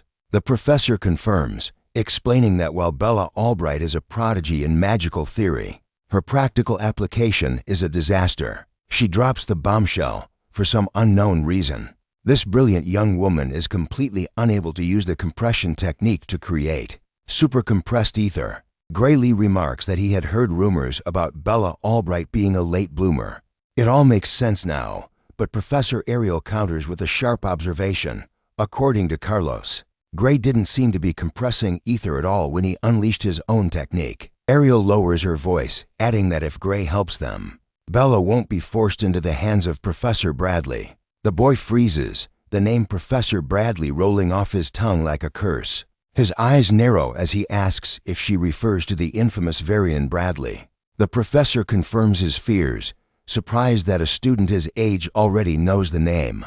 Gray Lee explains that it would be impossible not to know him. In the future, Gray knows that man is infamous for his grotesque human experiments. Dark memories surface. He recalls that the professor's twisted research was responsible for massive loss of life and triggered magical catastrophes. Those disasters destroyed the lives of tens of thousands. In Gray's mind, Varian Bradley is defined as the single worst magical criminal in history. But then reality sets in. He realizes that in this current timeline, Bradley hasn't been exposed or captured yet. Ariel reveals the grim stakes. If Bella can't master super compressed ether by the end of the year, she will be sent to Bradley for surgery. Gray Lee asks if she realizes what a terrible idea that is. The professor nods gravely, admitting she knows the surgery is merely a pathetic excuse for unsanctioned human experimentation. She adds that while the public remains ignorant, dark rumors persist that every participant either suffered severe permanent damage or was left completely incapacitated. Bella Albright speaks up, her voice trembling but resolved. She admits that despite the mortal danger, she faces expulsion at the end of the year if she fails to master the technique. Professor Ariel clenches her fist, stating she would rather see Bella drop out of the academy entirely than let that butcher perform a single procedure on her. Gray Lee hesitates. The magical knowledge he holds belongs to a future that hasn't happened yet, and revealing it now could shatter the timeline.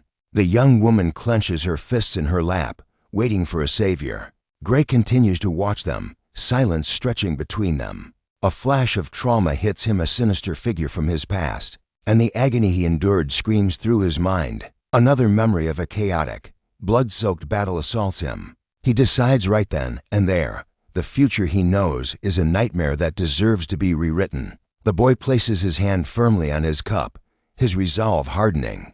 He understands the stakes, and he offers to teach her everything. Gray Lee promises to demonstrate the secret of super compressed ether, summoning a swirling sphere of energy in his palm. A short time later, they stand in the center of a massive arena. He uses a chalkboard to break down the fundamentals. Dusting off his hands, he announces he has shared his entire arsenal of theory. begging them to keep this forbidden knowledge absolute secret. Professor Ariel assures him the secret is locked away, as the magical contract they just signed would unleash devastating consequences if they ever dared to break it. Gray turns to face them, checking for understanding, and asks what they thought of his lesson. Professor Ariel looks thunderstruck. She admits that the concepts he just revealed go far beyond anything she had ever imagined possible.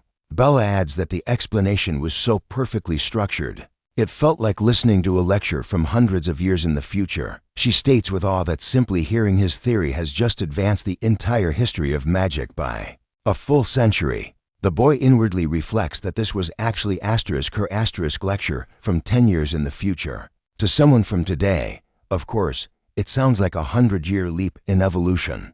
Professor Ariel admits her brain can barely process the density of the information and asks Bella if she truly believes it can work. The young woman replies confidently that the theory holds up.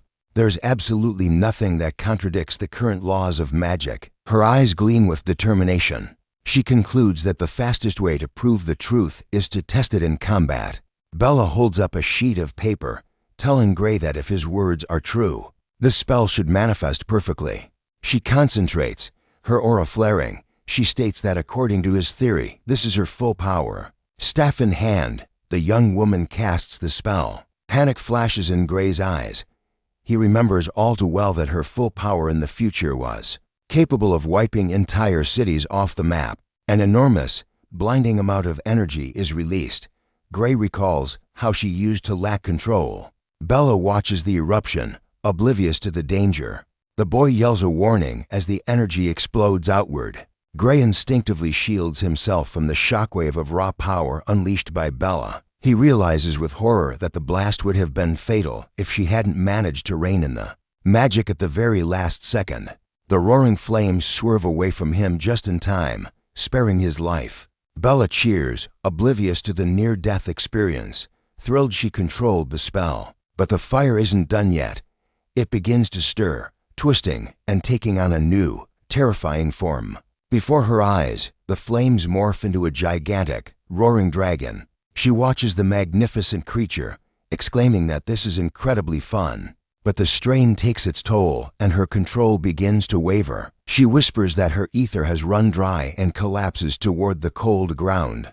Gray rushes forward, catching her before she falls as Professor Ariel approaches. The professor explains with relief that she has only fainted from magical exhaustion. The young man looks down, watching the future sorceress sleeping peacefully in his arms.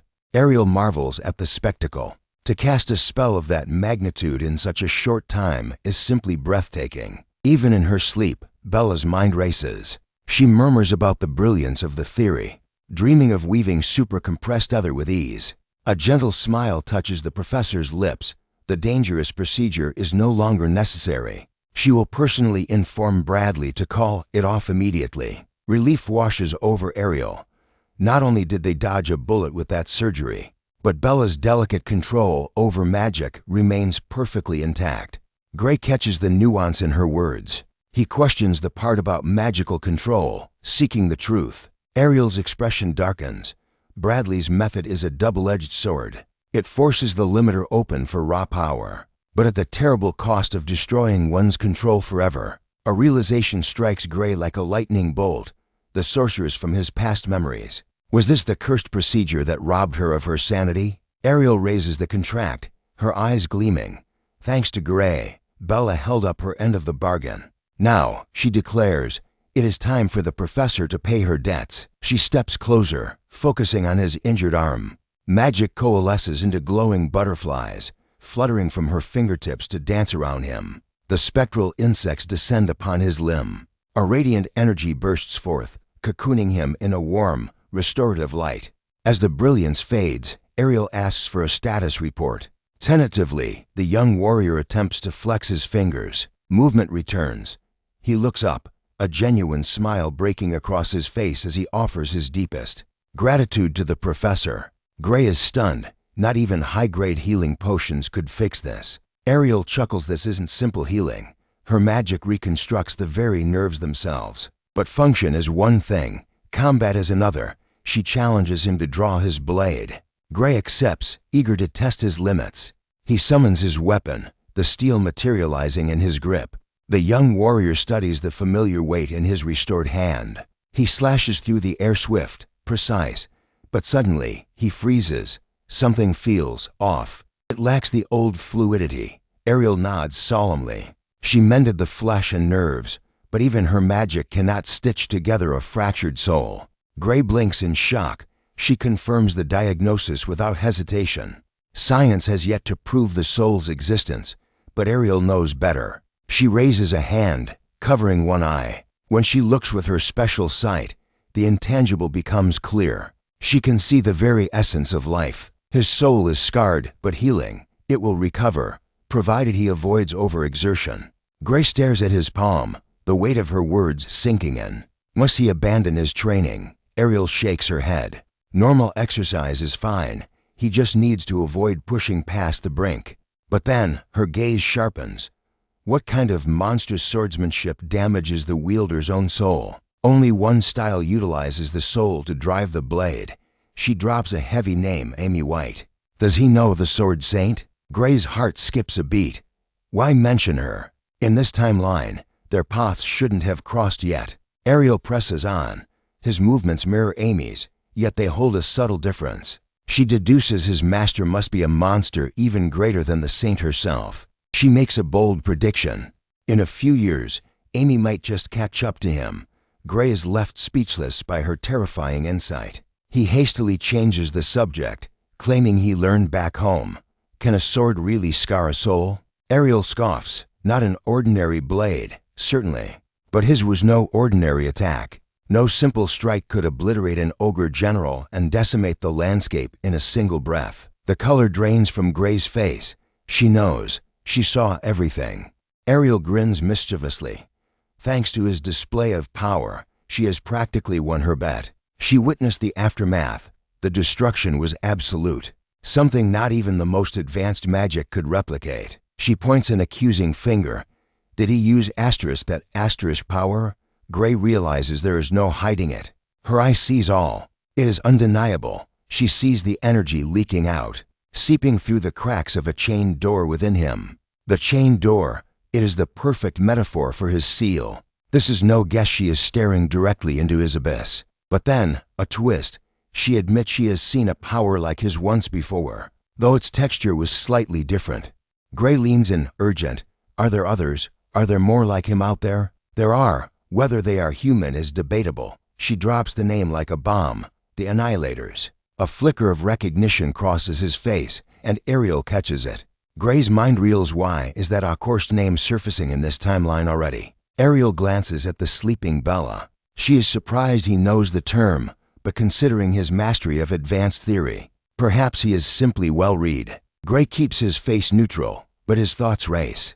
His knowledge belongs to a future that hasn't happened yet. Ariel interrupts his thoughts, demanding to know the extent of his intel on the Annihilators. His answer is grim and absolute.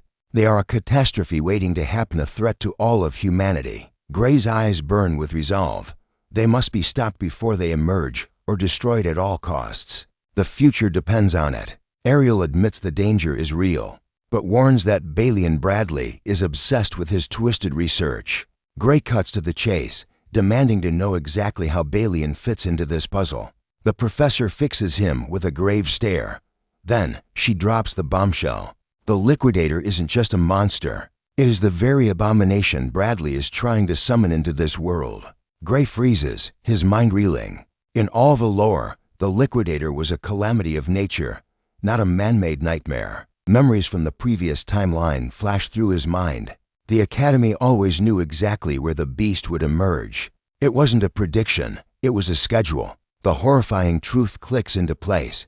He looks at Ariel with wide eyes. Could the entire Academy have been complicit in the summoning from the very start? Gray's voice hardens. This madness must end right now. Professor Ariel nods grimly, sharing his urgency. But her next words dampen the fire. She lacks the rank to shut down another professor. And the higher-ups? They won't lift a finger to stop him. Gray demands names. Who pulls the strings? Ariel looks away, admitting she cannot speak of them. Only a direct command from the absolute peak of the hierarchy can halt the experiment. Gray grits his teeth. The shadows looming over the Academy's leadership are far darker and deeper than he ever imagined. But then a thought strikes him. If Bradley is breaking the law, rank shouldn't matter. He is nothing more than a criminal. His future memories surge forward. He knows about the unspeakable experiments Bradley conducted in the original timeline. And more importantly, he knows exactly where the bastard hid his lab. Gray declares he can lead them straight to the site to catch Bradley red-handed. But Ariel shuts him down instantly. Breaking into a colleague's sanctioned laboratory is a felony in itself. She warns him that without concrete, undeniable proof, *** would be the ones rotting in a cell. She challenges him. Does he hold physical evidence right this second? Gray falls silent, defeated by logic. Seeing his frustration, Ariel suggests they shelf the plan for the moment. Fists clenching until his knuckles turn white, Gray forces out a nod. He hates it, but he understands the game they have to play. Ariel pivots to a new topic, his raw, untamed power. She asks if he wants to master it. Stunned, he asks if she's capable of teaching him. But she smiles and points him toward a specialist in unknown forces. The name she drops is legendary, Professor Heathcote Longfellow. Gray's eyes widen in genuine shock. Heathcote Longfellow, the myth, the monster, the very man who trained the Sword Saint herself. Ariel knew that would grab his attention. She offers to pull some strings and set up a private training session for the very next day. He accepts without hesitation. Mastering this power is the sole reason he entered this academy. He can hardly believe he's stumbled upon such a golden opportunity so soon. The next morning, the real work begins. He stands before Professor Heathcote, ready to transcend his limits. Gray feels the weight of the moment, training under a grandmaster. Yet, confusion sets in. Why does this legendary training consist entirely of jogging through the woods? They cover miles of dense forest terrain. The moment Gray's focus drifts, the professor barks at him. The order is simple and brutal. Run until your body breaks. Heathcote reveals the philosophy. Only when the vessel is completely empty can the soul's power fill it. Until Gray hits absolute exhaustion, he isn't worthy of touching a blade. Legs burning, Gray pushes on, trusting the method. But his mind wanders to the darkness looming over the school and Bradley's twisted experiments. Doubt creeps in. Is he doing the right thing, running laps while evil festers in the shadows? 1 week later, Gray reports back to Ariel. When asked about his progress, he shrugs it's mostly cardio with a sprinkle of swordplay. Yet, he clenches his hand. He can feel a new density to his strength. Ariel chuckles softly. That unconventional torture sounds exactly like Heathcote's style. Suddenly, an interruption. A courier enters, bowing respectfully as he hands a wax-sealed letter to Professor Ariel. Gray watches her expression shift from curiosity to ice-cold dread. The silence stretches until he asks what happened. Wordlessly, she passes him the note. He scans the text. It's a status report from Bradley regarding Bella. Despite awakening a similar power, she failed to compress the ether. The verdict is ruthless. Since her power is unstable, she is deemed a failure. The forced surgery will proceed as scheduled. Rage flares instantly. Gray crushes the letter in his fist, trembling. This isn't just cruel, it is absolute madness. Ariel notes the grim reality. Bradley is hellbent on cutting her open, even though the procedure is scientifically pointless now. Gray asks the obvious. Can't Bella just say no? Ariel shakes her head. The contract is an iron cage. Only Bradley holds the key to unlock it. Her choices are expulsion or the knife. Gray slams his foot down. He won't let either happen. Then the unexpected happens. Ariel slams her hand on the desk, eyes blazing. She asks for his help. She demands the location of Bradley's secret lab so they can expose the filth and void that contract. A smirk tugs at Gray's lips. He reminds her of her own lecture. Didn't she say acting without proof was suicide? Ariel replies with steel in her voice. They will make the proof. She claims she's betting on him, but corrects herself. It's not a bet if you know the outcome. She points to her eye, the mystic tool that sees through all deception. Her eye confirmed his honesty from the very beginning. She admits it just took her time to accept a reality that seemed impossible. Their gazes lock in silent understanding. The professor stands tall, ready for war. She signals to Gray. It's time for him to take the lead. Together, they will drag Bradley's sins into the daylight. Gray reveals the target, a hidden facility deep in the mountains near Turu village. Ariel pauses, searching her memory. She realizes Bradley does have an official, Academy-sanctioned outpost in that exact sector. Gray sneers at the brilliance of it. Why hide in the shadows when you can hide in plain sight? It's the perfect cover. No one suspects the devil when he's working in the church. Besides, an unwritten rule governed the academy. One professor never interferes with another's private sanctuary. But Graylee didn't care about politics. If the evidence was inside, a little breaking and entering wouldn't stop them. Suddenly, a sharp knock echoed through the room. Recognizing Bella's voice, the professor granted permission. The young woman stepped inside, clutching a letter with trembling hands. It had finally arrived. Professor Ariel took the envelope, her eyes narrowing as she scanned the contents. She tore it open, reading quickly before looking up with a steely gaze. She told the girl to relax. She would handle this nightmare personally. Bella Albright and Gray exchanged confused glances. Bella hesitated, asking if the professor planned to face Varian Bradley alone, just for her sake. Ariel simply offered a faint, enigmatic smile. With absolute confidence, she declared that she alone was more than enough to crush this threat. Her students froze, stunned by her arrogance and power. Gray stepped forward, refusing to be sidelined. He demanded to join the mission. Bella chimed in too, insisting that since this was her burden, she couldn't stay behind. But Ariel cut them off instantly. She reminded them that Varian Bradley wasn't just a teacher, he was a monster in human skin. She refused to let her students walk into a death trap. However, Gray countered with cold logic. That danger was exactly why she needed backup. His power could tip the scales. He added a sly remark that hit home if his favorite teacher disappeared. He'd probably get expelled anyway. Gray looked her dead in the eye, asking her to let them choose their own destiny. The professor stared back, her reflection shimmering in his monocle. Finally, she sighed. She knew they would follow her regardless of her orders. Ariel agreed to take them, but she had one non-negotiable condition. No matter how chaotic the battle became, they had to prioritize their own survival above all else. The students nodded, sealing the pact. Under the cover of a pale moon, the trio made their way toward the treacherous mountains. Concealed by the dense forest, they observed the looming laboratory. Gray whispered, asking if the rumors of twisted experiments were true. Ariel confirmed their worst fears. They were here for proof. Graylee surveyed the area, certain this was the location. Bella gripped her weapon, trusting his judgment, but worry clouded her eyes. Could they really pull this off quietly? Professor Ariel laid out the plan. Varian was supposedly away at a conference. To avoid the front door traps, they would breach through the side wall. Bella hesitated, questioning the destruction of school property. But Ariel laughed it off. They were already criminal trespassers. A broken wall was the least of their worries. She gave Bella one last chance to turn back. Bella tightened her grip on her staff, determination hardening her features. She asked one final question. Was the professor really willing to risk everything? For a student like her? Gray cut in before Ariel could answer. You're missing the point, he said. Stopping these experiments wasn't just charity. It was about saving the entire world from catastrophe. The girl looked at him, confused by the scale of his claim. Professor Ariel agreed with a solemn nod. This evil had to be purged. She assured Bella that they weren't risking their lives for one girl, but for justice itself. With the moral debate settled, Ariel gave the order.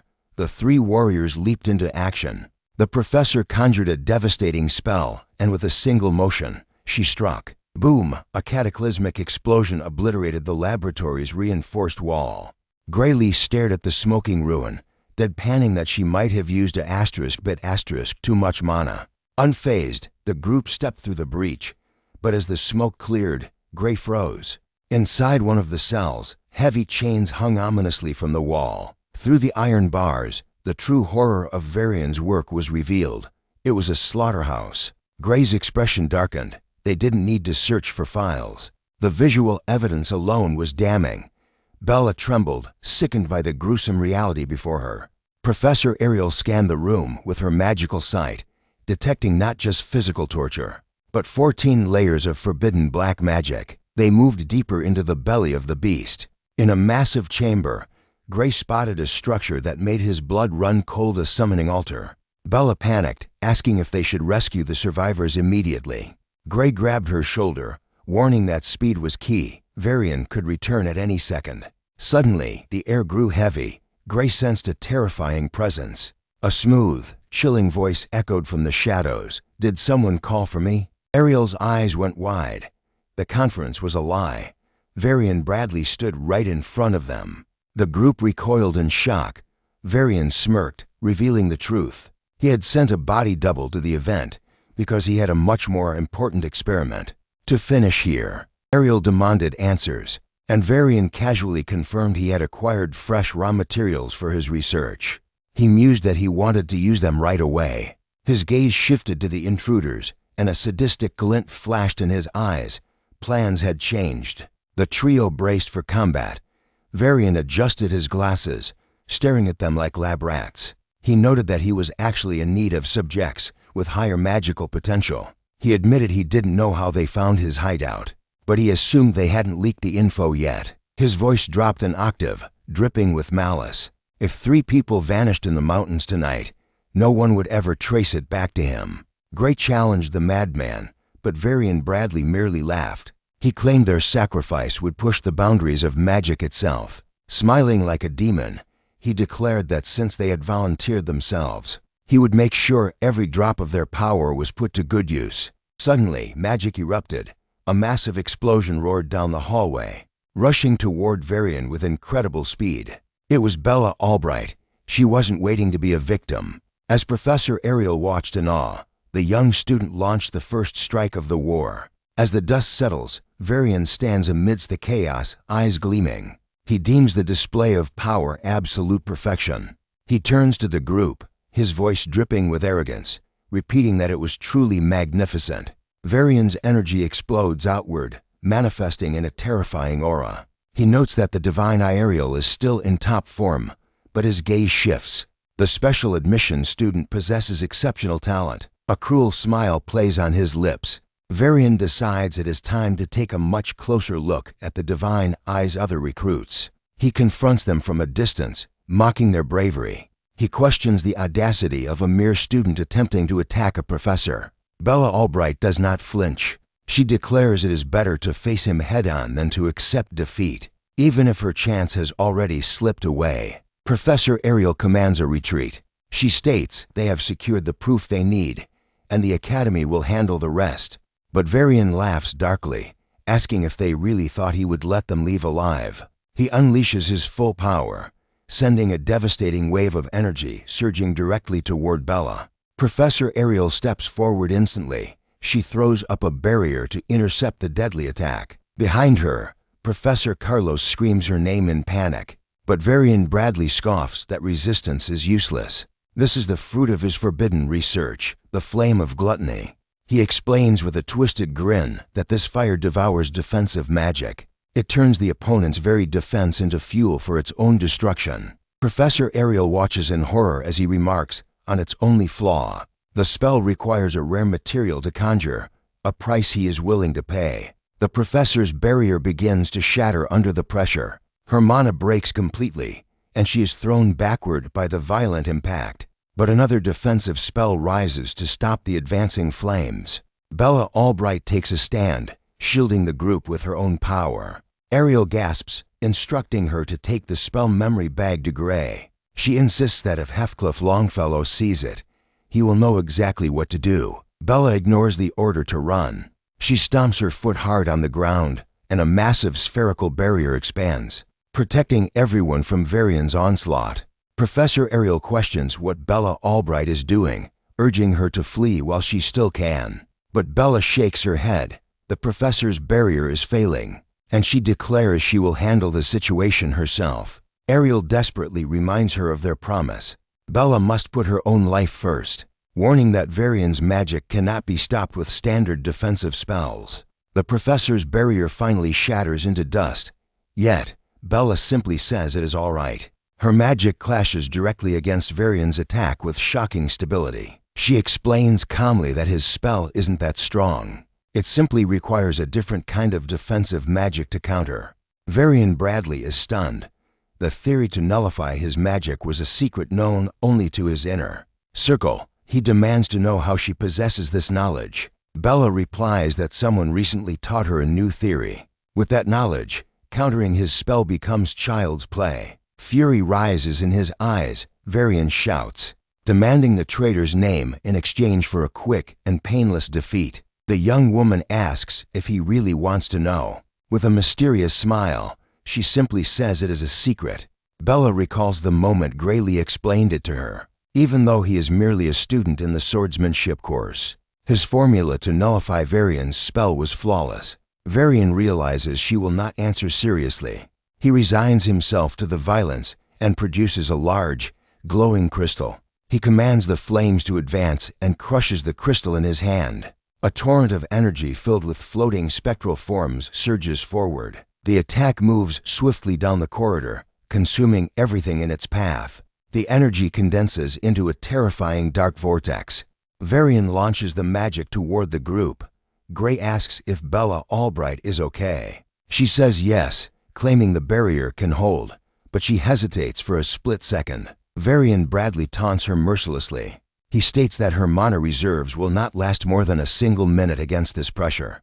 Bella shouts to Professor Ariel. She asks the professor to attack him, as her own hands are fully occupied maintaining the defense. Ariel agrees instantly. The professor analyzes the attack before her. She notices the flames are thinner at one specific point and realizes she can project mana outside the barrier. Her hand passes through the protective shield, generating crackling electricity. Now outside, Ariel prepares to cast her counterspell. Professor Ariel fires a concentrated electric blast straight toward Varian.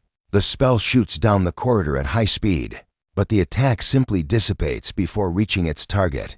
Varian Bradley laughs, remarking that such a weak counterattack won't even graze him. Graylee realizes the grim truth. The professor's offensive magic is the weakest among the staff, and the flame's properties are absorbing the cast spells entirely. The group is at a total loss. Despair begins to set in. Suddenly, Bella Albright warns that she is almost out of mana. Ariel turns to the students, her voice breaking, saying this is exactly why she told them to run. She looks at Gray with deep concern, but the young swordsman steps forward, eyes steady. He tells the professor to leave the rest to him. Bella questions his plan, shouting that his sword cannot possibly reach the enemy from that distance. Gray just replies that it is fine. He is certain he will reach him. The professor warns him frantically. Using that power again is too dangerous. It could cost him everything, and his arm might never recover. Gray reflects on the possibility of being defeated alone. Graylee tightens his grip. He states firmly that it is better than the three of them being defeated together. Suddenly, a point of light appears in the center of Varian Bradley's magic.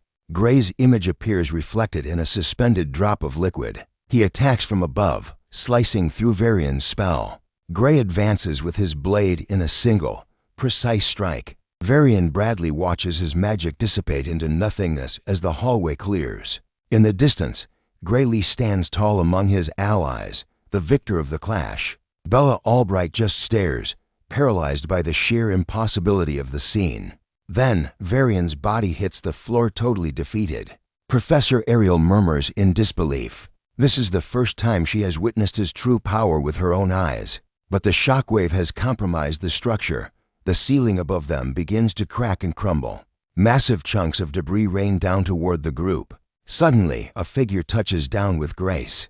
The falling rocks freeze instantly in mid-air, caught in invisible webs of energy. Ariel notes that this outcome exceeded her wildest expectations.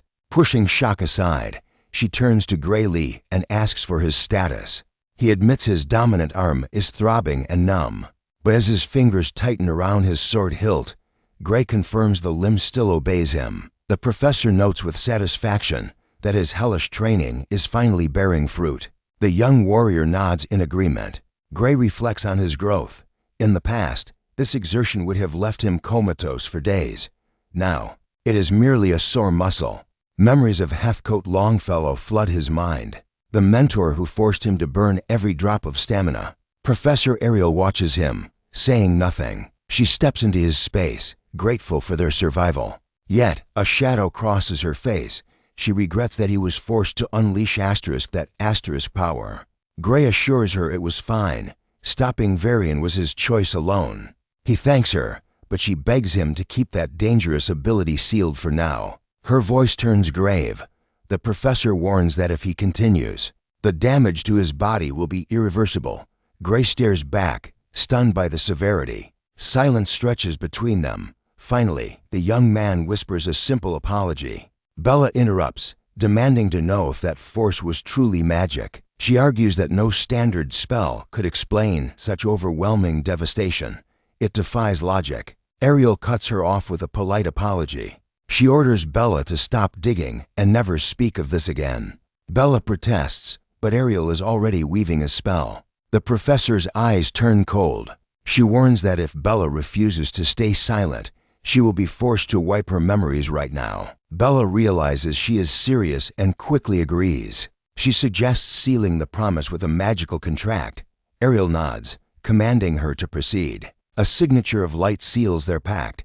With the secret safe, Ariel asks what their next move is. Gray points to the unconscious victims. He suggests prioritizing them, noting they seem trapped in a magical slumber. Ariel confirms they aren't in immediate danger, but need the Academy's medical wing. She casts a protective barrier around the prisoners. The spell locks into place. It will shield them from any external threats while the team moves on. With the innocents secure, Ariel turns her attention to the facility. She scans the area, remarking that this place is absolute madness. Her magical sight peels back the layers. She reveals the illegal experiments used here. Forbidden rites to create artificial catalysts and human weapons. These twisted procedures were designed for one purpose, to forcibly enhance magical abilities. However, she sees no trace of the Liquidator experiments here. They must be elsewhere. Grayleaf feels a chill of recognition. This is Ground Zero, the place where a tragedy struck thousands in his past life. He remembers a deadly miasma rising from the earth. Ariel notices the shift in his demeanor. She sees the darkness in Gray's expression and asks what is wrong. Bella calls out to him, sensing the atmosphere grow heavy. Grayleaf wonders aloud, could the true horror be buried beneath them? He suggests the existence of an underground level accessed by secret passages. Professor Ariel weighs his intuition. She scans the floor again, frowning.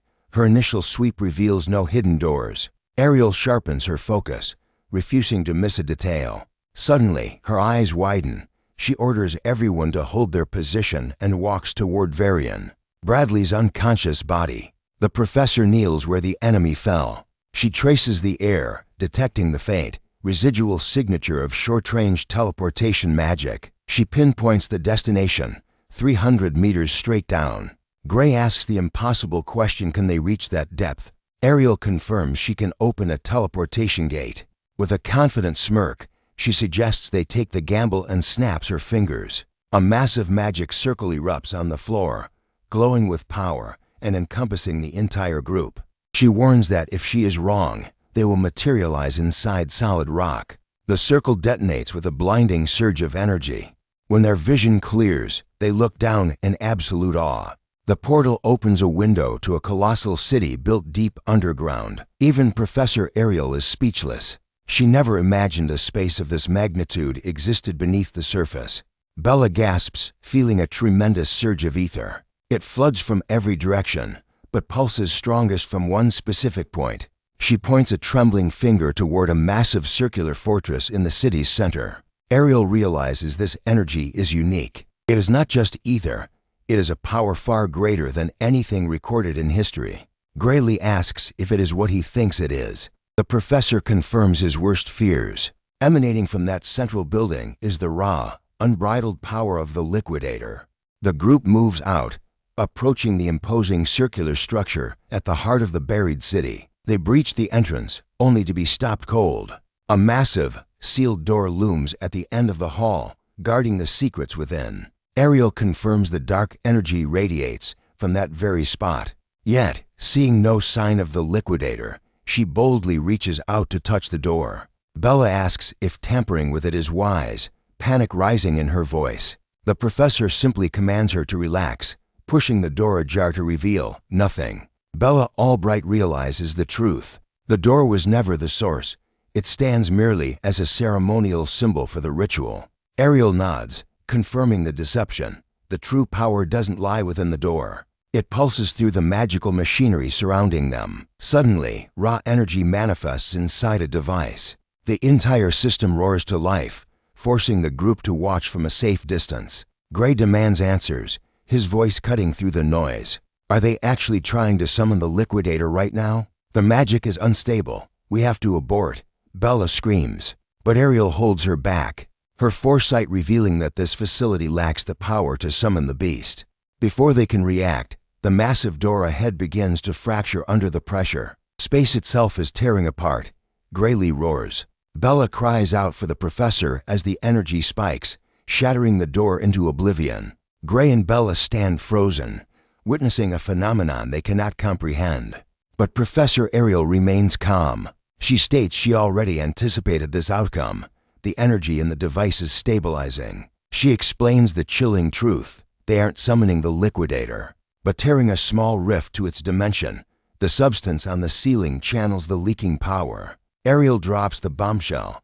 The core used to crystallize this overwhelming power is pure life energy. She estimates the souls of 10 people have been burned as fuel so far. The captives they saw upstairs, they were nothing but batteries for this machine. Bella is horrified. Why go to such lengths? The professor looks at her sharply. Did you not see it? She refers to the devastating black flame Varian wielded in their battle. The crystal amplifying that flame is merely a prototype. It is exactly what this catalyst will become when fully refined. Ariel warns that the final catalyst won't be limited to simple flames. If they mass-produce this weapon, the consequences are unimaginable. Suddenly, Ariel notices the spiderweb cracks in the door beginning to fade. Gray wonders if Varian simply failed to summon the creature. The professor muses that perhaps he didn't fail, he simply hit the limit. The equipment was pushed to its breaking point to open that rift. This display of power was likely their absolute maximum. Bella Albright stares in awe. The apparatus is priceless. She has never witnessed such precise, high-powered spatial warping magic. Professor Ariel agrees grimly. Building just one would bankrupt a nation. Yet, only one organization possesses 8 of them. Bella suggests the Discar Empire. Ariel immediately shuts down the theory. Even as the world's largest nation, the Empire lacks the advanced magical research required to construct this technology. Then who? Bella asks, her mind racing. She realizes it must be an organization whose knowledge eclipses even the Empire itself. Gray Lee breaks the silence with a name that changes everything. The World Union Academy. Bella is left completely stunned. Ariel confirms Gray's suspicion. No other entity has the budget or the scale for this. A heavy silence descends upon the group as the terrifying reality sinks in. Bella stammers, unable to accept it. The Academy exists to defend the world. How could they be the villains? The professor sympathizes with her denial. It's a hard truth, but logic dictates there is no other candidate capable of this feat. Gray argues that the whole Academy isn't rotten. The majority might still be allies fighting for the light. He recalls the timeline before the reset. The Academy's main forces stood on the front lines. He refuses to believe they are the enemy of humanity. Professor Ariel nods slowly. You are exactly right. She believes most members act for the greater good and would never condone experiments with such catastrophic costs. But the Academy is a labyrinth of secrets. With countless researchers and facilities, few truly know the grand design. The image of the Grand Hall flashes in their minds, a testament to the Academy's vast and shadowy reach. Ariel adds that Varian wasn't working alone. He had powerful backers orchestrating this from the shadows. Bella Albright asks the ultimate question. Can we trust the Academy? Ariel's eyes darken. She's been watching from the inside for decades. Her verdict is absolute. The Academy is not an organization that earns blind trust. The professor suspects that even the monsters running these experiments believe they are righteous. They have likely convinced themselves that these atrocities are necessary sacrifices for the future of mankind. The truth remains buried in darkness. Graylee asks how they find the mastermind, but Ariel shakes her head. There are no calms here. Not even a trace of the creator's magical residue remains. The trail has been scrubbed clean. The search for clues has hit a dead end. Ariel hesitates, a shadow crossing her face, before she prepares to speak again. Suddenly, a mechanism triggers right behind Bella. Grayleaf flinches as a deafening roar tears through the air, signaling the start of a catastrophic chain reaction. Boom! The entire hall is engulfed in flames as the explosions ripple outward, threatening to bury them alive. Professor Ariel's eyes narrow. She realizes the enemy installed self-destruct mechanisms to erase the evidence, though she questions why they waited until after Varian was defeated. Bella Albright cuts in, panic rising in her voice. She shouts that this is no time for theories. They need to escape before the ceiling comes down on their heads. But the professor remains terrifyingly calm. She assures Bella that these are merely magical explosives, nothing she cannot handle. Ariel slams her palm against the floor. With a confident smirk, she declares that the professors of the World Union Academy are not so weak as to fall to a trap like this. Instantly, a massive, intricate magic circle blazes to life on the ground, erecting a barrier around the group. As the hall crumbles around them, Professor Ariel commands everyone to stay within the circle while she channels her immense mana.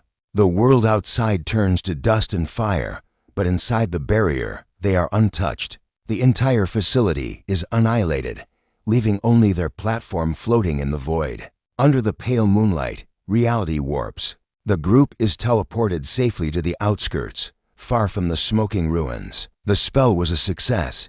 Ariel surveys the area, noting that every single hostage they rescued has been transported to safety. Gray lets out a breath he didn't know he was holding. He admits he thought it was game over. The situation had been far too close to death. The professor wipes dust from her clothes, explaining that the teleportation lagged due to the extra baggage. But it was worth the risk. They secured the equipment. With these devices now in their possession, she states grimly that the Academy can no longer turn a blind eye to the threat. Later, inside a chamber guarded by an ornate door, the team prepares their report. They are informed that the survivors are already receiving treatment in the Academy's medical wing. Sitting behind the desk is the director of the World Union Academy, Oradram Alexandro. He offers his gratitude for putting an end to Varian's twisted experiments. His expression darkens as he shifts the topic to the magical engines Varian was utilizing. Oradram slides a document forward. The paper reveals a chilling fact. A single one of those engines is worth more than the entire annual budget of a small nation. Professor Ariel nods, the question burning in her mind. How did Varian acquire 8 of them? Oradram reveals the dark truth. They are stolen military property. He explains that the engines were hijacked during a transport mission 15 years ago, a tragedy that resulted in the massacre of 78 elite agents. A heavy silence falls over the room. The revelation hits them like a physical blow as Ariel recalls the infamous incident from a decade and a half ago. The director confirms her suspicion. The stolen cargo contained these very engines, and he remembers exactly who was responsible for the slaughter. He drops the name like a curse, the Reapers. He looks at the students, asking if the name rings a bell. Grayleaf freezes. He identifies them as the world's largest criminal syndicate. Bella adds with venom that they are parasites who always return, her voice trembling with suppressed rage.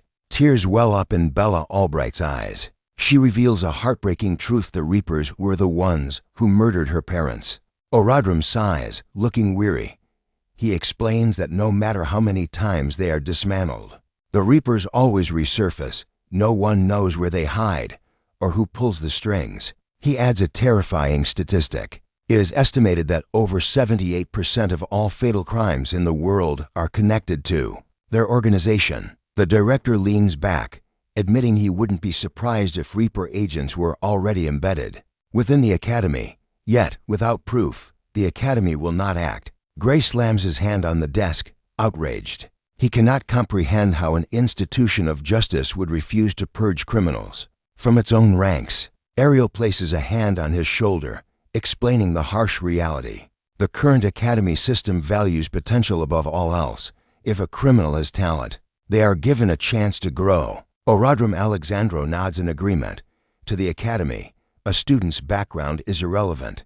Bella finds the philosophy repulsive, insisting that criminals deserve punishment, not power. The director gives her a sad smile. He personally agrees with her, but the superiors who control him hold a different view. Bella is confused. She asks if he isn't the director, the highest authority. He chuckles bitterly, replying that he is merely a subordinate in the grand scheme. He reveals that while he is the face of the academy on paper, his actual authority is negligible. He then asks if they want to know who really rules this place. Bella and Graylee stare at him intently, the air thick with tension. The director offers only one piece of advice: get stronger. He explains the rules of the game. The more power they demonstrate, the deeper they will be allowed into the academy's core, and the more secrets will be unveiled. Oradram lowers his voice. He cannot name names, but he reveals there is a veteran within the academy with enough influence to shape its very laws, including the acceptance of criminals. Gray's eyes burn with determination. He asks the ultimate question: if we become stronger than this person, can we change the academy? The director meets his gaze and confirms that, perhaps, they could. Oradram concludes with the academy's absolute truth. Around here, strength is everything. Gray and Bella clench their fists, a new fire igniting in their souls. As they leave, Oradram watches them with keen interest. He knows for a fact that Professor Ariel could not have defeated Varian and his tech alone. The pieces of the puzzle fall into place. The victory was not the professor's doing, but the work of one of those two students. Realizing that Ariel's divine eye for talent is as sharp as ever, Oradram smiles. He can't wait to see what kind of monster she is raising. Later, Graylee walks alone down the silent academy corridor, the weight of the conversation pressing on him. He looks down at the mysterious mark on his wrist, clenching his fist. Power rules this school. To take down the executives and uncover the truth, he needs to become unstoppable. He steels his resolve, deciding that his singular focus must be forging his own strength to survive. Suddenly, a student hurtles toward him like a missile, and before Gray can even process the threat, a brutal kick slams into him. The force of the impact sends Gray skidding across the floor, but he instantly regains his balance, crossing his arms in a defensive stance. The attacker sneers, calling him sturdier than expected, while Gray coldly demands to know what his problem is, only to have the question thrown back at him. He accuses Gray of strutting around like a king, spitting that a special admission reject has no business walking these halls. Gray locks eyes with him, asking if he is looking for a brawl, noting this is the first time someone has dared to get physical in the hallway. The thug smirks, claiming he would love to, but gestures vaguely with his hand before Gray notices Professor Ariel materializing behind them. Like a ghost, mocking the professor as reject number 2, the student scoffs, "See?" Before turning to strut down the corridor, he tosses an insincere apology over his shoulder, explaining that the surveillance cameras prevented him from finishing the job. With a defiant grin, he vows to send a replacement soon, dropping the name Varian like a curse before vanishing. Professor Ariel rushes to Graylee, demanding answers, and he calmly explains that the student attacked him for being a divine eye user. She sighs, noting that without weapons drawn or visible injuries, her hands are tied regarding official punishment.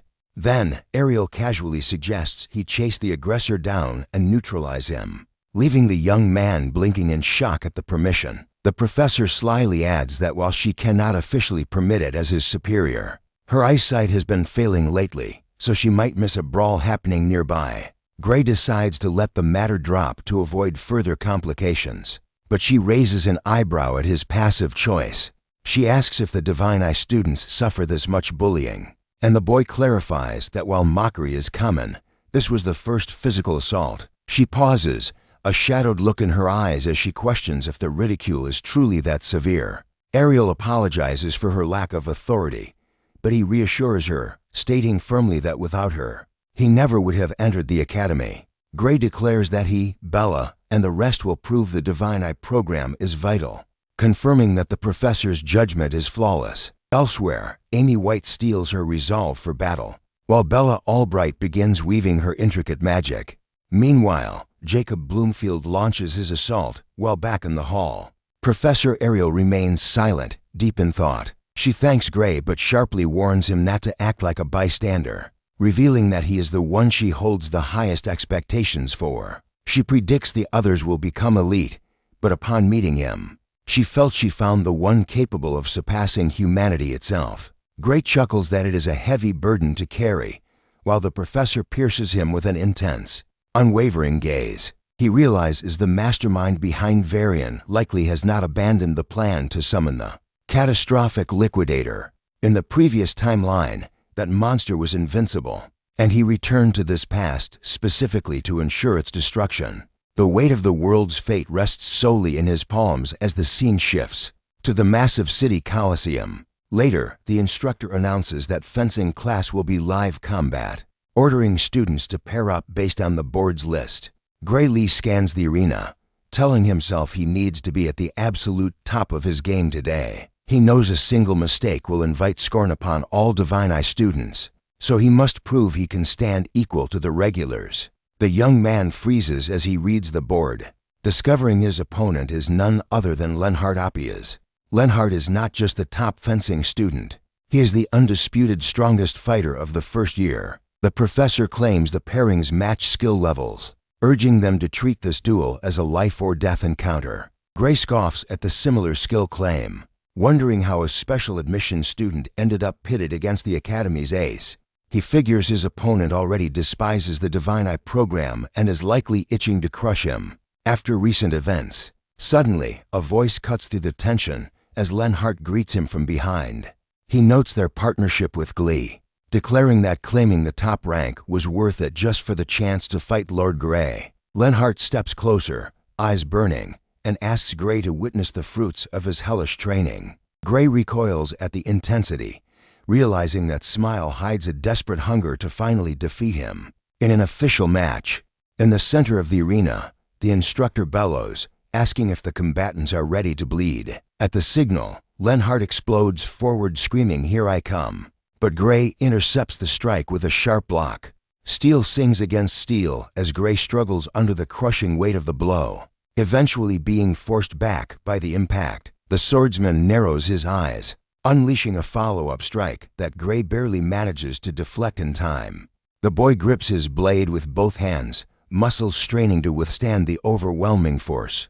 Lenhart grins, praising his strength as abnormal for a reject, while Gray is forced to defend against a storm of simultaneous attacks. Gray grits his teeth, even with both hands on the hilt. He is barely holding back the avalanche of force. His opponent's raw strength is simply in a different league. He realizes Leon Hart isn't using any secret techniques. It is the standard Imperial style, but refined to absolute perfection. It is a masterpiece of fundamentals. As the swordsman steps forward, Gray's mind races. For someone living their very first life, this level of talent is terrifying. He is a natural-born monster. Steel clashes across the arena, but all eyes are glued to one duel. A spectator gasps. Gray isn't just surviving against Leon Hart, he is matching him blow for blow. "I could do this all day," Leon Hart declares, his breathing steady. Gray, however, feels his lungs burning. His stamina is draining like water from a cracked vase. If it weren't for Professor Hethko's hellish training regimen, Gray knows the truth. He would be kissing the dirt right now. How is Leon not even breaking a sweat? Gray's chest heaves. He can't drag this out. He has to finish this fight right now. The professor's words echo in his mind. Asterisk, fight like your life depends on it. Asterisk, Gray's expression hardens. The practice match is over. Leon Hart brings his blade down for the executioner's stroke, but Gray isn't there. He leans back, planting a hand on the ground in a desperate gamble for balance. Confusion flashes in Leon's eyes. From his low stance, Gray lashes out. His blade strikes like a viper, sweeping the noble's leg. Leon Hart stumbles midair, his world spinning. Gray watches from the floor, calculating his next move. Realization hits Leon. This isn't a game to Gray. Gripping his sword until his knuckles turn white, Leon swears he will not suffer the disgrace of defeat. In the blink of an eye, the dynamic shifts. Gray stands towering over the fallen prodigy, his blade poised at Leon's throat. Cold steel signals the end of the duel. Slowly, Gray lowers his weapon and extends a hand. "Let's call it a draw," he says calmly. Leon takes the hand, but shakes his head. "No," he mutters. At the last second, I panicked. All I could do was swing blindly. The truth is undeniable. If Gray had wanted blood, the fight would have ended with a corpse, not a conversation. Because it was a mock battle, I hesitated. Leon reasons. I forced myself to aim for a non-lethal spot. Am I wrong? Even with protection magic, Gray replies sternly. Aiming for vitals in practice is a dangerous habit. Leon lowers his gaze. Then there's no excuse. It counts as my loss. He looks up with newfound respect. Thank you. I finally understand the gap between swinging a sword and surviving real combat. Gray shrugs. It was a dirty move for a fencing class. But Leon retorts, the instructor said real combat. In war, there is no such thing as a cheap shot. Leon Hart steps forward, eyes burning with determination. Round 2, right now. Asterisk again. Asterisk. Gray internalizes his panic. He only won through surprise. In a straight clash of technique, Leon would grind him into dust. Just as the tension peaks, a sharp voice cuts through the air. Hold it right there. A student stomps over, sneering. Combat training is one thing, but nobody said you could fight dirty without a sword. He looks Gray up and down with disgust. How did a special admission charity case get paired with the top student? Don't get cocky, commoner. Gray doesn't even blink. Take it up with the professor. I didn't pick the teams. Leon Hart steps in, his aura freezing the air. The professor decided I was the only one worthy of Gray. Back off. The professor strolls over, nodding.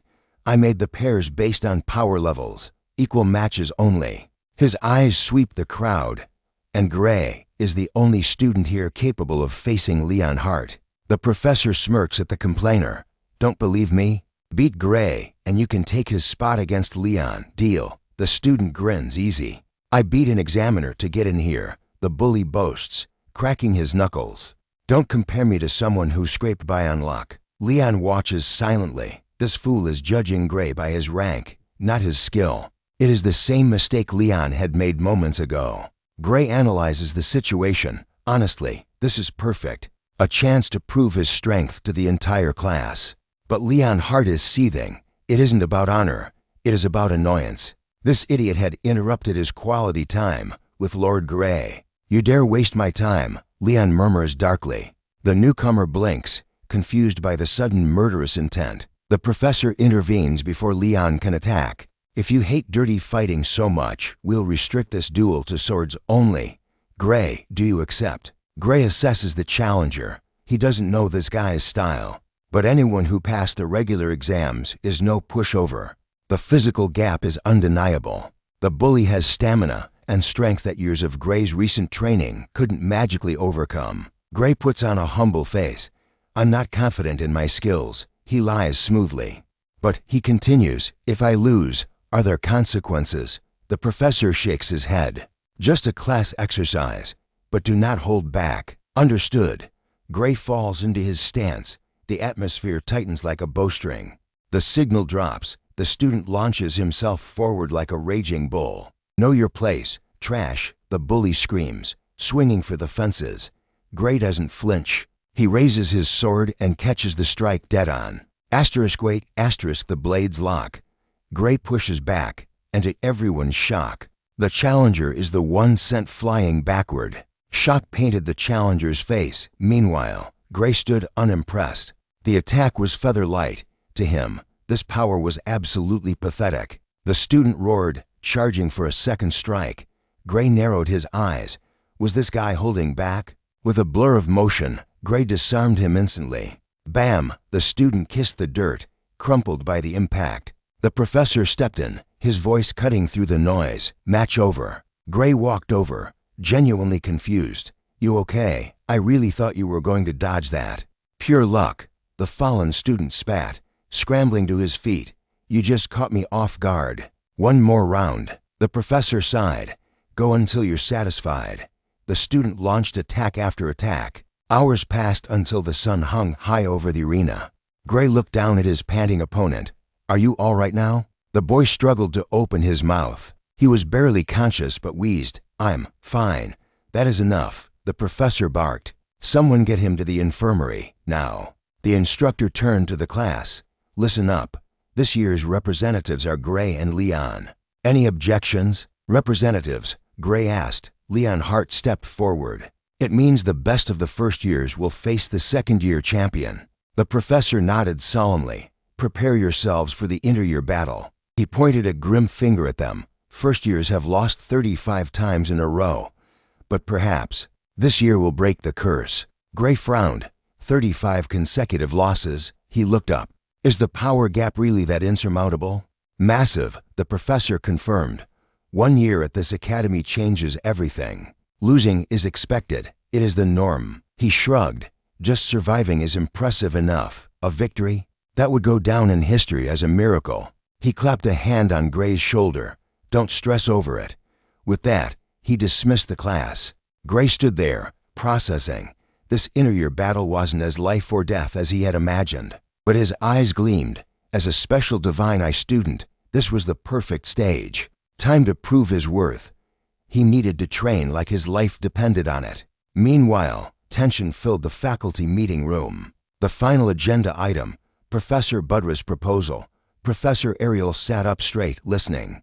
Budra, from the magic department, dropped the bombshell. "I propose the immediate expulsion of the Divine Eye student, Amy White." "Excuse me," Ariel shot back.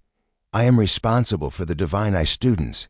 Budra smirked. "Precisely, that is the problem." He laid out the facts. Amy White failed her third-year advancement exam. She is only here because of her special admission status. Budra slammed his hand down.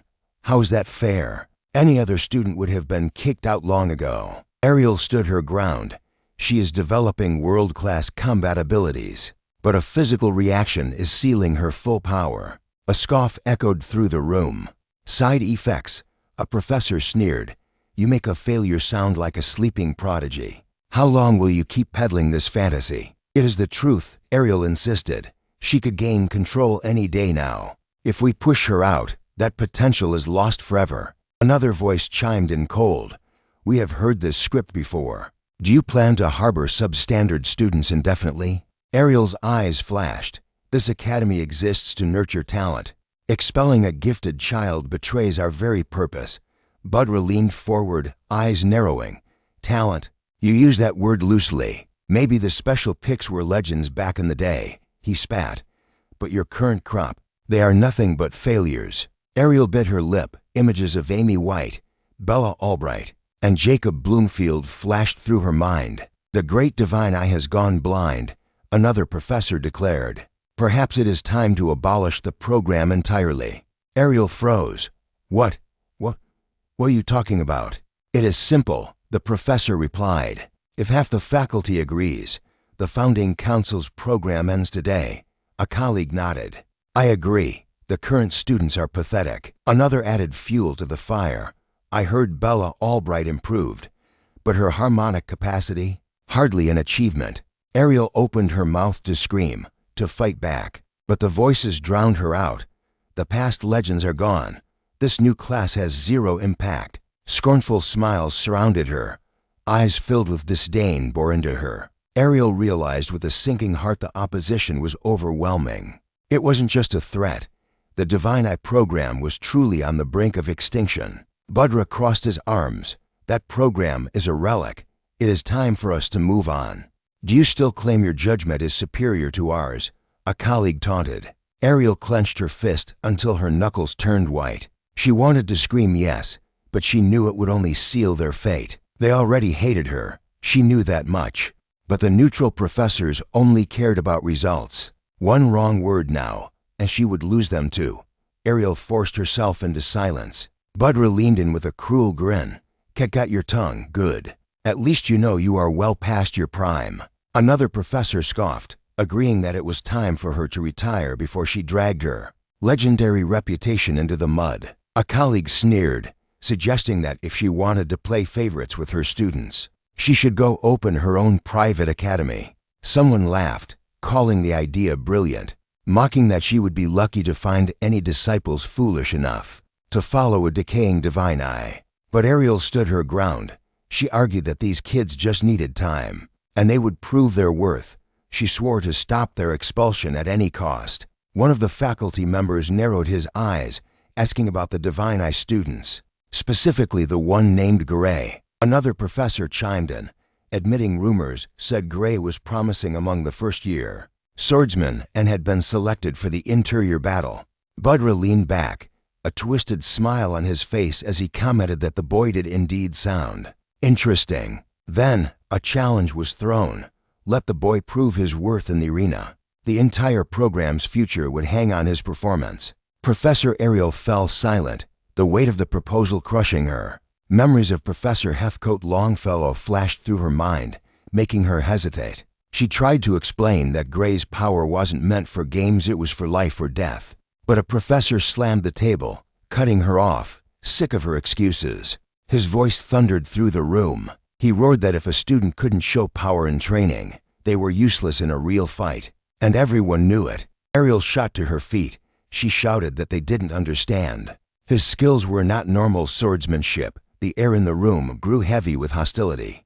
A senior professor slammed the gavel down, declaring the discussion over. However, he conceded on one point. Seeing the divine eye admission in actual combat seemed reasonable. They would decide the boy's fate after the blood was spilled.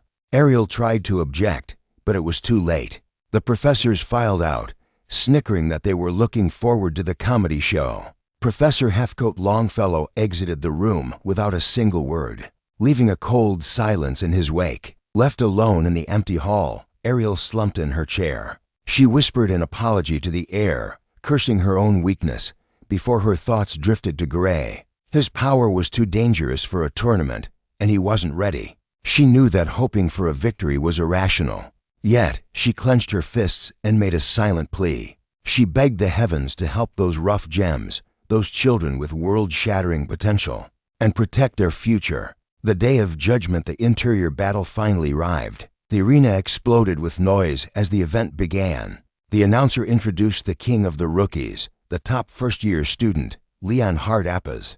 Next came the sophomore elite, Lunal Hartman. And finally, the first-year challenger stepping into the lion's den, Gray. His opponent stepped forward, the second-year juggernaut, Deborah Ridardo. Gray's eyes narrowed.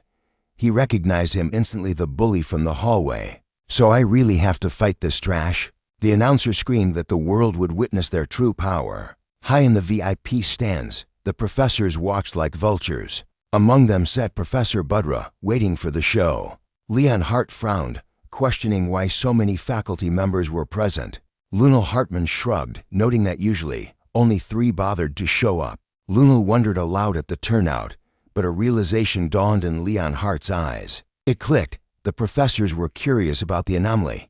They're here for Gray, he concluded. At least they have good taste in entertainment. Lunal asked if his friend was always this sharp. Suddenly, a professor interrupted, confirming they were there to witness the final execution of the Divine Eye program. A shockwave of murmurs rippled through the students in the arena. Gray froze. Final? What does that mean? The professor smirked. Did nobody tell the sacrificial lamb? Professor Budra's voice boomed. The Divine Eye class was to be abolished. Shocked, Gray spun toward Ariel. Is it true? Her silence was the only answer he needed. The professor watched him, thinking that in his current state, this mental pressure might crush him before the battle even began. Ariel took a deep breath, composing her trembling heart. She shouted to him, Budra is just trying to break your focus. Ignore him and fight. She went silent, her gaze locked on the arena. Gray looked up at his mentor. He turned his face forward, eyes hardening. Understood, he whispered. Budra sneered from the stands. Go ahead, embarrass yourselves. Budra thought smugly that the moment the boy lost, everyone would see that Ariel's divine eye had finally gone blind. Gray glared up at the VIP section, a dark aura rising around him. I can't let that slide. Budra frowned. What did you say? Gray's voice cut like ice. Insult me all you want, but dare speak ill of Professor Ariel's judgment again. The professor stiffened, feeling the killing intent radiating from the boy. Budra laughed it off. What strength did she see in you? Everyone knows you will lose pathetically. Gray smirked. Fine. Then I'll force you to watch me prove you wrong. The professor scowled at the arrogance. The announcer barked for the participants to separate and return to their corners. Ariel's heart ached at his confidence, but panic set in. Gray, what exactly are you planning? She knew if he were fighting the top student, his chaotic style might have a chance. But fate was cruel. He had been matched with the absolute worst opponent imaginable. Ariel's voice trembled with the weight of the revelation. Bradley didn't just train him. He forged a living weapon. Devil Rattle has been honed into a monster with reflexes that defy human limits. She turned to Gray, her expression grim. For a tactician like you who relies on ambush and reading patterns, he is your natural predator. The worst possible matchup. Is he really planning to unleash that beast? The professor muttered, panic rising. Gray didn't answer. His cold gaze burned straight toward the professor's stand, silent and intense. Professor Ariel forced a reassuring smile, though her hands shook. Don't worry about me, she whispered. Just promise me one thing: don't destroy yourself trying to win. Gray stood like a statue for a heartbeat. I know, he replied, his voice devoid of fear. Suddenly, the announcer's voice boomed like thunder. Top students match. Representatives, take the stage. The arena is reinforced with high-tier protective magic. The announcer roared to the cheering crowd. There is only one path to victory here. Trigger your opponent's safeguard. Fight with the intent to kill. In the center of the ring, Lenhart and Lunel Hartman locked eyes, the air crackling with tension. The announcer's hand chopped down. Let the interior battle begin. Lenhart launched himself like a cannonball. Here I come, he screamed, aura flaring. Lunel stood immovable as a mountain. Come then, show me your resolve. Asterisk clang, asterisk steel sang against steel in a blur of motion. The impact shook the ground. But the second-year student was too solid. He blocked the heavy strike and forced Lenhart back a step. Lunel's counter was instant and ruthless. He threw Lenhart off balance. The first year stumbled, slapping his hand against the cold stone to stop a humiliating fall. Asterisk thud, asterisk Lunel landed a clean hit, driving the breath from his opponent. Lenhart gritted his teeth, frustration boiling over. Asterisk damn it, I can't move like Lord Grey. Asterisk. Not bad, Lunel praised, though his eyes remained sharp, stronger than I was as a rookie. But his stance shifted, pressure mounting. Pick up the pace. Keep up if you can. Lunel vanished into a blur of speed. A storm of strikes rained down. Lenhart was overwhelmed, forced into a desperate, retreating defense. Asterisk crack, asterisk a blinding light enveloped Lenhart. His protective magic had triggered. Lunel froze, his blade inches from victory. That's enough, the announcer bellowed. Winner, Lunel Hartman. The tension broke as the two warriors bowed. Despite the ferocity, respect flowed between them as they thanked each other for the duel. Next up, the challengers' match. The crowd roared again. Lenhart wiped the sweat from his brow and looked at his classmate. Good luck, Gray. Thanks, Gray replied, eyes fixed forward. As he walked to the center, Gray's mind sharpened. Asterisk I talked big back there, asterisk he thought, gripping his weapon. Asterisk now, I have to back up those words with action. Asterisk. Memories of a ruined future flashed. Apocalyptic beasts, despair, the end of the world. Asterisk compared to the hell I returned from, this fight is nothing. Asterisk. Across the arena, a chilling sound scraped against the silence. Asterisk scree. Asterisk the tip of Devil Rattle's sword dragged along the floor, signaling the start of a nightmare.